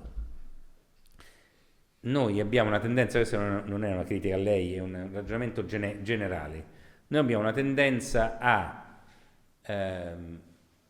anche questo è un po' suprematista, ma noi europei siamo così, a pensare che il mondo siamo noi, cioè il mondo è l'Europa, il mondo è cristiano, il mondo è l'Occidente, il mondo è il capitalismo, e in realtà non è esattamente così, è la stessa cosa che ci ha portato a pensare, o a persone anche di grande potere, a dire che la Russia era stata isolata, senza renderci conto che in realtà eravamo stati isolati noi e non la Russia. Il mondo è qualcosa che va molto al di là dell'Occidente. Non sono solamente gli eventi e le decisioni che sono prese nel mondo occidentale che cambiano le cose. Noi possiamo cambiare tante cose e poi il mondo viaggiare tranquillamente per conto proprio e fregarsene di quello che noi facciamo. Ci sono dei soggetti che non ragionano in questa maniera, sono dei soggetti che hanno obiettivi totalmente diversi dai nostri. Prima sta citata la Cina è proprio un altro modo di ragionare, un modo di approcciarsi al potere e al resto del mondo, penso che la Cina non gliene possa fregare di meno di dominare il mondo, non è quello il suo scopo, non è nemmeno un veicolo per questo, o almeno lo era finché è stata sottomessa a un certo gruppo di potere, ma Xi Jinping non fa parte di quel gruppo, e quindi oggi la Cina rappresenta un enorme potere e di sicuro non ha nulla a che vedere con il 7 ottobre, con tutto quel mondo, con l'11 settembre, con il terrorismo islamico, con la Black Rock, queste cose, anzi molti di questi soggetti sono stati cacciati via a pedate, e la Cina ha grande potere persuasivo nei confronti del resto del mondo, degli altri paesi, proprio perché agisce in maniera differente. È un po' come, non che siano buoni, sono solamente differenti. Il gigante è gentile, a differenza di noi che siamo i giganti che entriamo e spacchiamo tutta la cristalleria. loro entrano in punta di piedi e parlano con chi hanno di fronte e vogliono, adesso vi spiego perché, vogliono il loro bene, ma non perché amano il prossimo, perché sanno che il loro bene diventa il bene della Cina. Lo fanno per un motivo totalmente egoistico. Noi entriamo nei paesi e li spolpiamo, noi siamo i piranha del mondo, la Cina no. Abbiamo totalmente un altro approccio e questo approccio funziona, tant'è vero che molti più paesi, sempre più paesi dicono: ma perché io devo farmi spolpare ogni volta dall'Europa, dagli Stati Uniti, e quando ci sono altre persone come la Cina, altri paesi che invece mi trattano in maniera umana, al di là ripeto, non vuol dire che sono buoni, ma agiscono in maniera differente. Quindi semplificare, io quando dico che non bisogna semplificare dicendo che c'è un percorso, questo percorso ha due poteri che si scontrano, che potrebbero in qualche modo unirsi, c'è una parte del mondo che ha alcuni gruppi di potere, non è uno ma sono molti, manco due, sono parecchi di più, che fanno un pezzo di strada insieme talvolta no, e che vogliono raggiungere gli obiettivi. L'obiettivo è il controllo, l'obiettivo è la ricchezza, l'obiettivo è il controllo della popolazione soprattutto, quello che cercavo di spiegare prima, cioè mi frega niente se tu sei saudita o vivi a New York o sei nato in Francia, se tu sei un ricco e hai la stessa visione del mondo, siamo fratelli, come i cani, no? Non importa se tu sei un bassotto oppure sei un levriero, il bassotto e il levriero si incontrano e si riconoscono, eppure sono molto diversi tra di loro, perché sono cani entrambi. Ecco, esiste la politica dei cani, cioè la politica cinofila, che io annuso e riconosco quelli che sono simili a me, ovunque essi si trovino, e questo è quello che cerca di fare l'Occidente.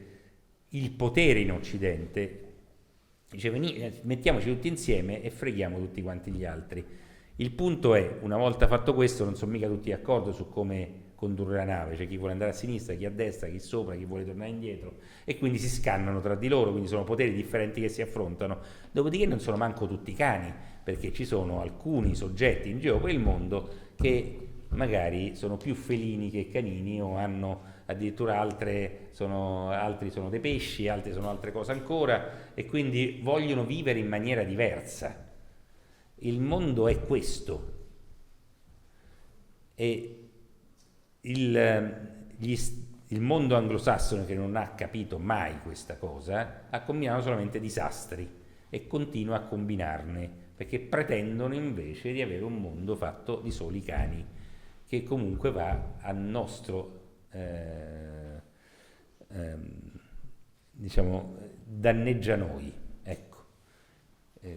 Parlo per noi, intendo la maggioranza della popolazione. Io non so se ho risposto alla domanda, ma ho in questo caso qui ho una visione diversa, anche perché è una domanda complessissima, insomma, non potevo nemmeno dilungarmi troppo. Io ho visto una volontà di dominio da parte non chiamiamo le piramidi, che poi si chiamano del gruppo, di un primo gruppo di potere e di un altro gruppo. Ma la volontà di dominio c'è sempre. All'inizio del 1900 sì, ma la volontà di dominio la volontà di dominio è qualcosa che insita in chiunque ha il potere, qualsiasi è, pure l'amministratore di condominio ha la volontà di dominio sul proprio condominio, no?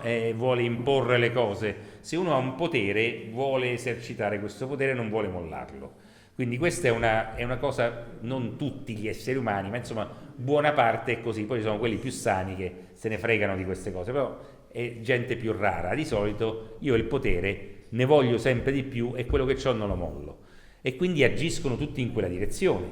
Ma il fatto che ci sia la volontà di dominio non vuol dire che c'è una combriccola che va, vuol dire che ci sono tantissimi modi per accordarsi,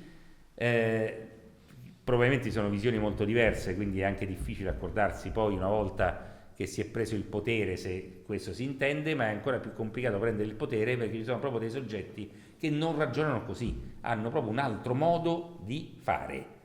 Però Fukuyama, un bipolarismo mondiale, attraverso gli USA, secondo me volevano fare un governo unico. Ma non ci sono riusciti. Ne hanno parlato, appunto. Il punto è che non ci sono, cioè, il fatto che ma loro ripartano dalla grande un gruppo di potere ci ha provato.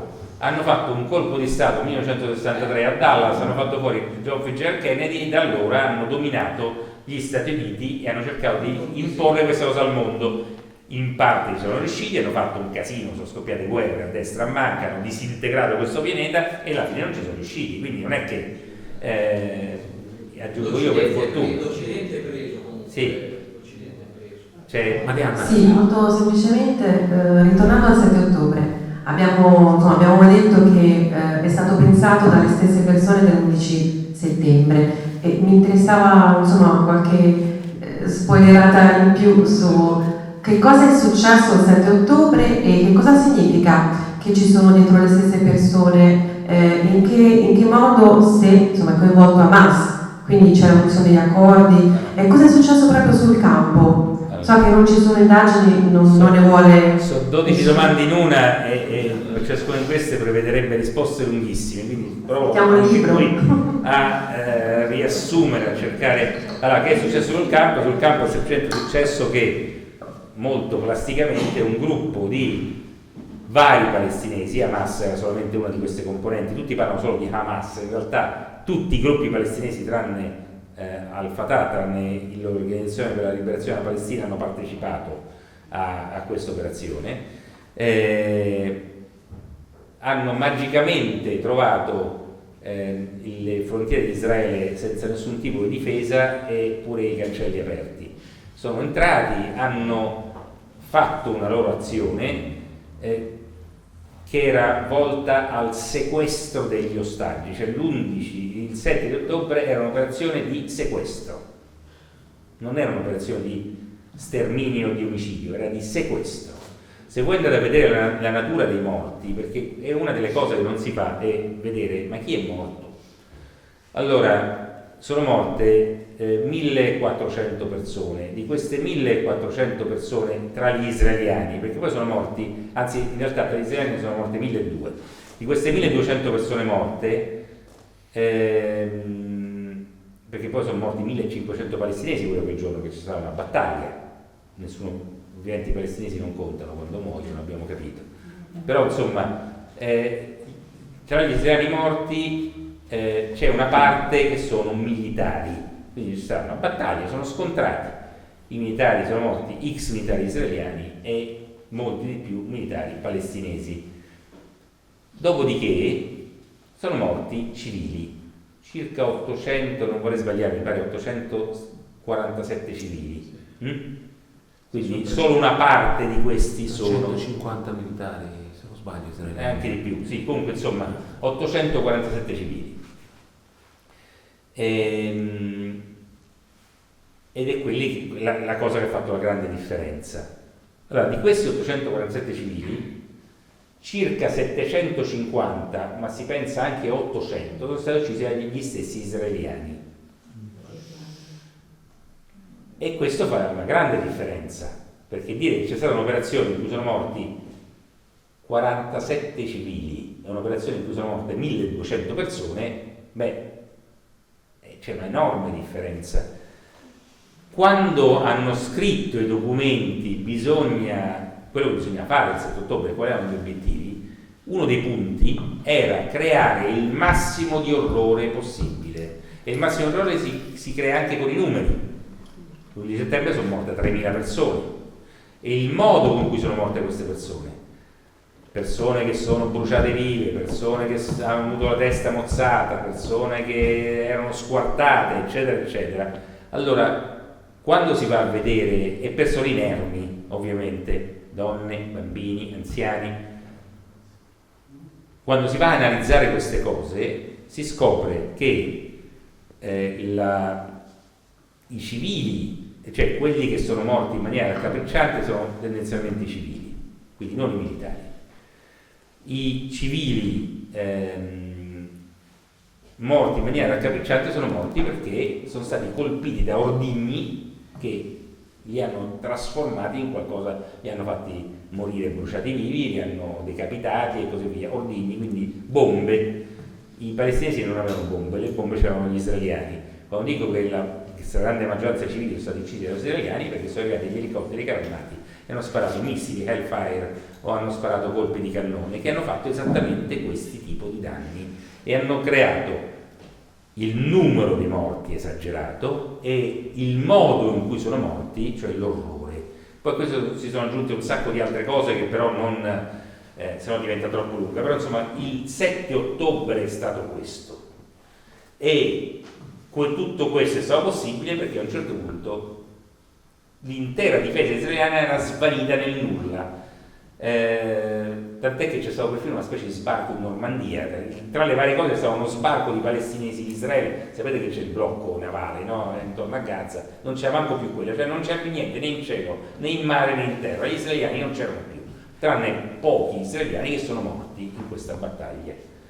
E è potuto accadere perché, adesso sto semplificando, banalmente sono messi d'accordo. Non è che si sono messi d'accordo dicendo Hamas o chi per lui è andato, o in generale i palestinesi sono andati dagli israeliani, noi vorremmo fare questo, ce lo lasciate fare. Non funziona così. Si sono messi d'accordo perché all'origine si sono messi d'accordo, quindi sono riuniti, hanno pianificato, hanno organizzato, hanno fatto in maniera tale che questo evento potesse accadere e quindi hanno messo i bastoni tra le ruote da tutti quelli che hanno cercato di impedirlo, perché questo evento è stato organizzato con un larghissimo anticipo, sono state fatte le prove, queste cose non si fanno senza esercitazioni. Le esercitazioni sono state fatte non solo sotto il naso dei militari israeliani, ma sono state filmate e poi pubblicate su YouTube, quindi anche noi, nessuno di noi gli veniva in mente di andare a cercare in quei canali, ma un qualsiasi cittadino israeliano anche di quei cosi avrebbe potuto aprire YouTube e vedere come si esercitavano per farlo fuori, ed era tutto molto palese, cioè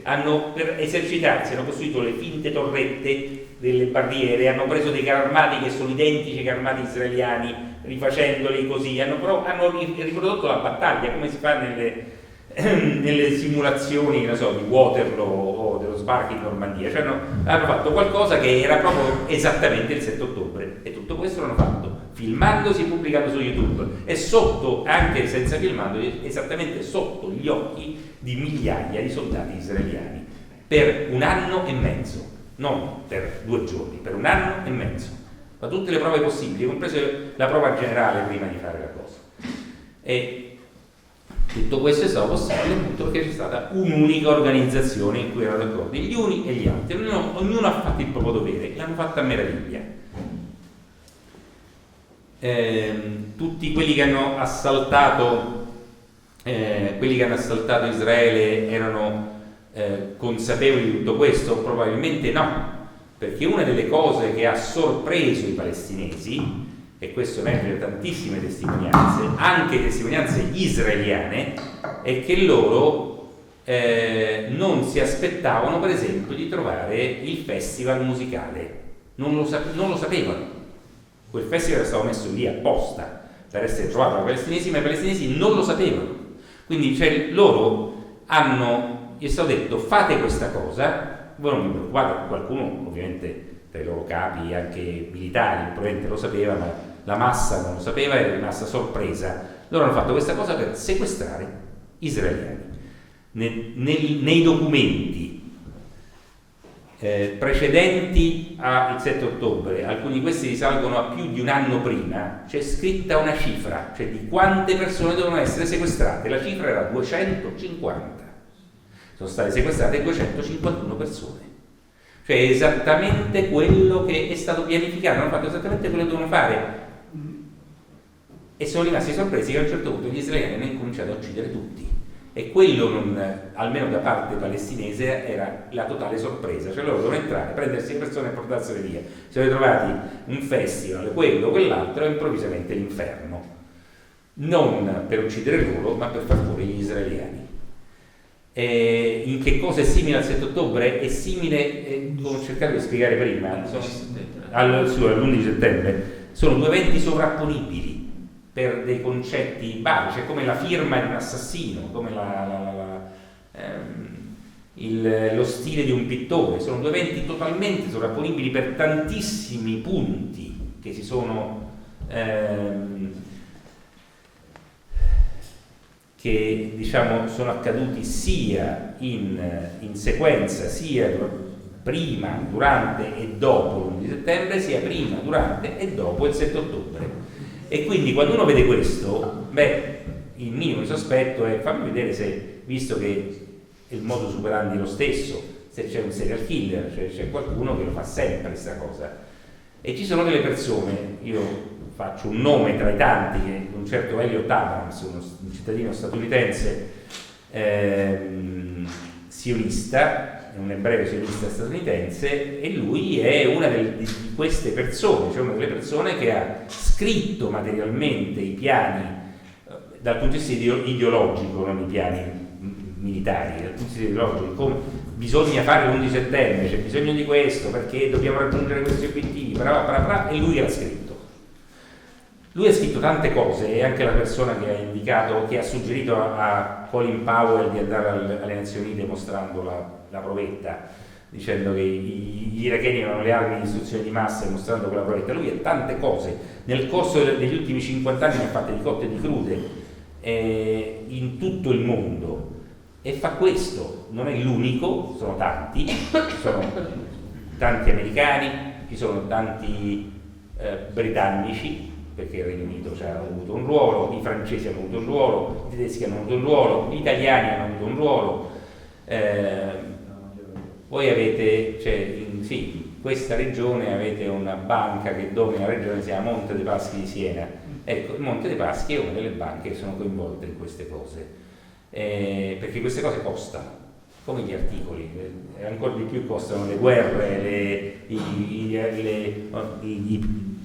gli attentati terroristici e quant'altro, costano tanto, c'è grande transito di denaro e c'è bisogno di conti correnti per far transitare questo denaro, di banche che offrono garanzie, eccetera, eccetera. Il Monte dei Paschi è una di queste, ma non è l'unica, anche se si va a vedere tutto questo evento dal punto di vista economico-finanziario, c'è un mondo di società economiche, di società finanziarie, di aziende che producono, da quelle che producono le armi a quelle che producono i software, che sono italiane, che lavorano con Israele, anche qui, e così via.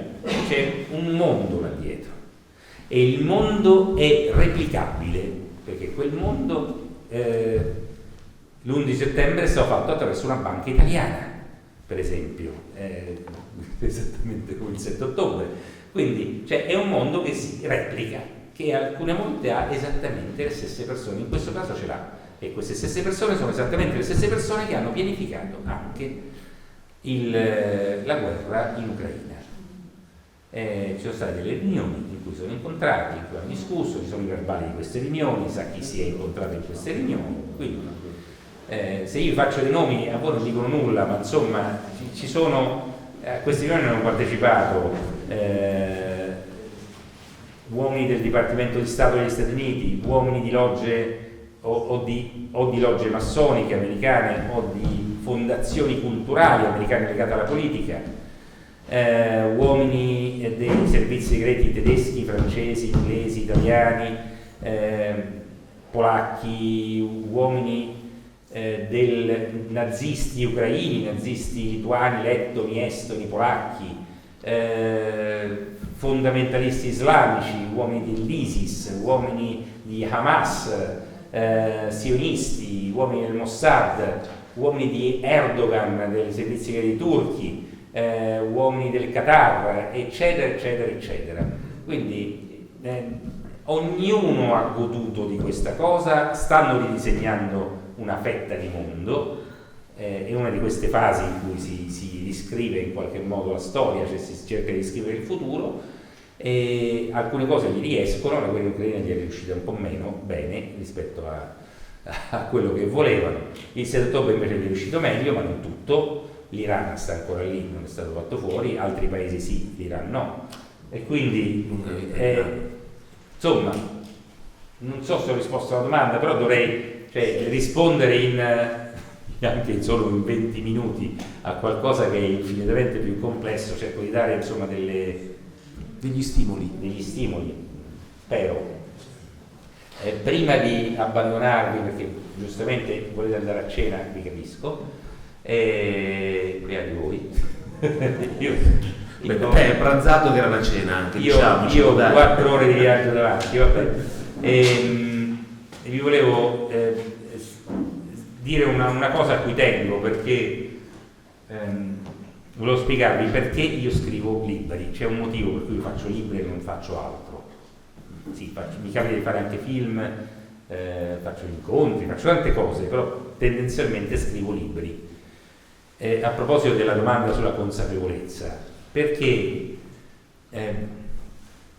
io adesso abbiamo parlato, non so, 3 ore che parliamo, non so, 2 ore e mezzo, vabbè, 2 ore, ecco. In queste 2 ore sono state dette tante cose. Io sono sicuro che se vi prendo uno a uno e vi interrogo, forse rispondete al 10% delle domande, ma non perché siete stati poco attenti o perché siete stupidi o chissà per che cosa, semplicemente perché la mente umana è fatta in questa maniera. Cioè la mente umana è fatta a reagire agli stimoli esterni in maniera limitata. Per comprendere, diciamo più che per comprendere, per introiettare realmente le cose nel nostro cervello e far sì che si passa dalla fase anche di semplice conoscenza a quella della consapevolezza, c'è bisogno del nostro intervento, di ciascuno di noi, perché siamo noi, solamente noi da soli riusciamo a fare questo, e per farlo dobbiamo farlo alla nostra maniera. Ognuno ha un modo differente per farlo, non esiste un metodo. Però qualsiasi sia il metodo deve unire la conoscenza al ragionamento. L'unico strumento che ti permette di fare sempre una cosa del genere è lo strumento della lettura, perché è l'unica cosa che noi facciamo alla nostra maniera. Ognuno legge in maniera differente.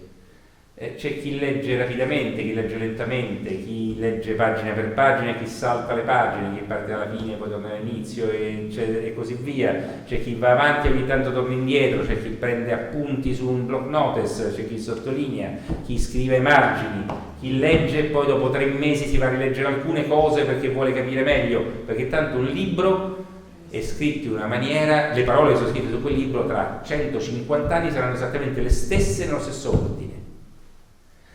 E il libro ti permette tutte queste cose qui, è l'unico strumento che ti permette tutto questo.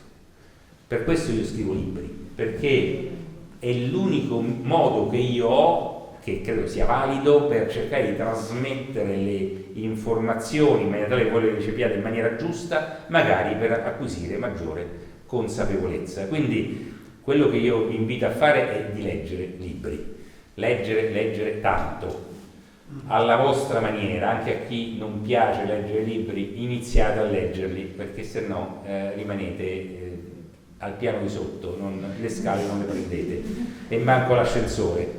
Dopodiché, se vi devo dire in particolare quello di cui abbiamo discusso oggi, se volete approfondire, al di là della collana, visto se parlato pure di quello, della collana di storia che va dal 1900 al 2019, cioè nei secoli brevi. Noi abbiamo parlato, c'è un libro che si intitola Le mani sul mondo, che è quello che parla del WEF, è quello che parla di Harari, è quello che parla in parte in che direzione si vuole andare. Le Smart City, c'è un libro che si chiama Welcome to 1984, se si parla di internet, della tecnologia, di come il fatto che sia diventato tutto in mani ai militari, c'è un libro che si intitola Next. Guerra alla pace parla di Palestina e Israele, non è il libro sul 7 ottobre, ma dentro troverete tante cose molto diverse da quelle che immaginate su questi 2 paesi, su quel mondo. Potrei continuare, non mi vengono in mente altri, però insomma ce ne sono tanti differenti. Il Quarto Reich parla di un'altra cosa ancora. Del 94 che io se volete sapere di pagato Hitler, 6.000 lire. Se volete sapere di Hitler, c'è Hitler 1945, se volete capire come è morto. Vabbè, al di là di queste cose qui, però indifferentemente da quello che farete, addirittura ci sono tantissime persone, con mia grande sorpresa, che hanno prenotato il libro sul 7 ottobre, pur non è ancora stato scritto una riga di quel libro, no? Tantissime persone, credo anche lui, hanno già prenotato il libro, che ovviamente potete fare anche in questa sede qui. Al di là di tutto quanto questo vi invito per favore a leggere, perché veramente al di là di ascoltare, al di là di venire a questi eventi, che è fondamentale, perché il vostro ascolto continua a far restare accesa la fiamma democratica di questo paese, perché è solo l'ascolto che dà la democrazia e non la parola, e il fatto che ci sia qualcuno che ascolti. E la democrazia si trova, è tutta racchiusa nell'ascolto, quindi è fondamentale che voi andate in giro ad ascoltare. Però se volete veramente fare un salto di qualità, iniziate o proseguite o aumentate le vostre letture. Grazie.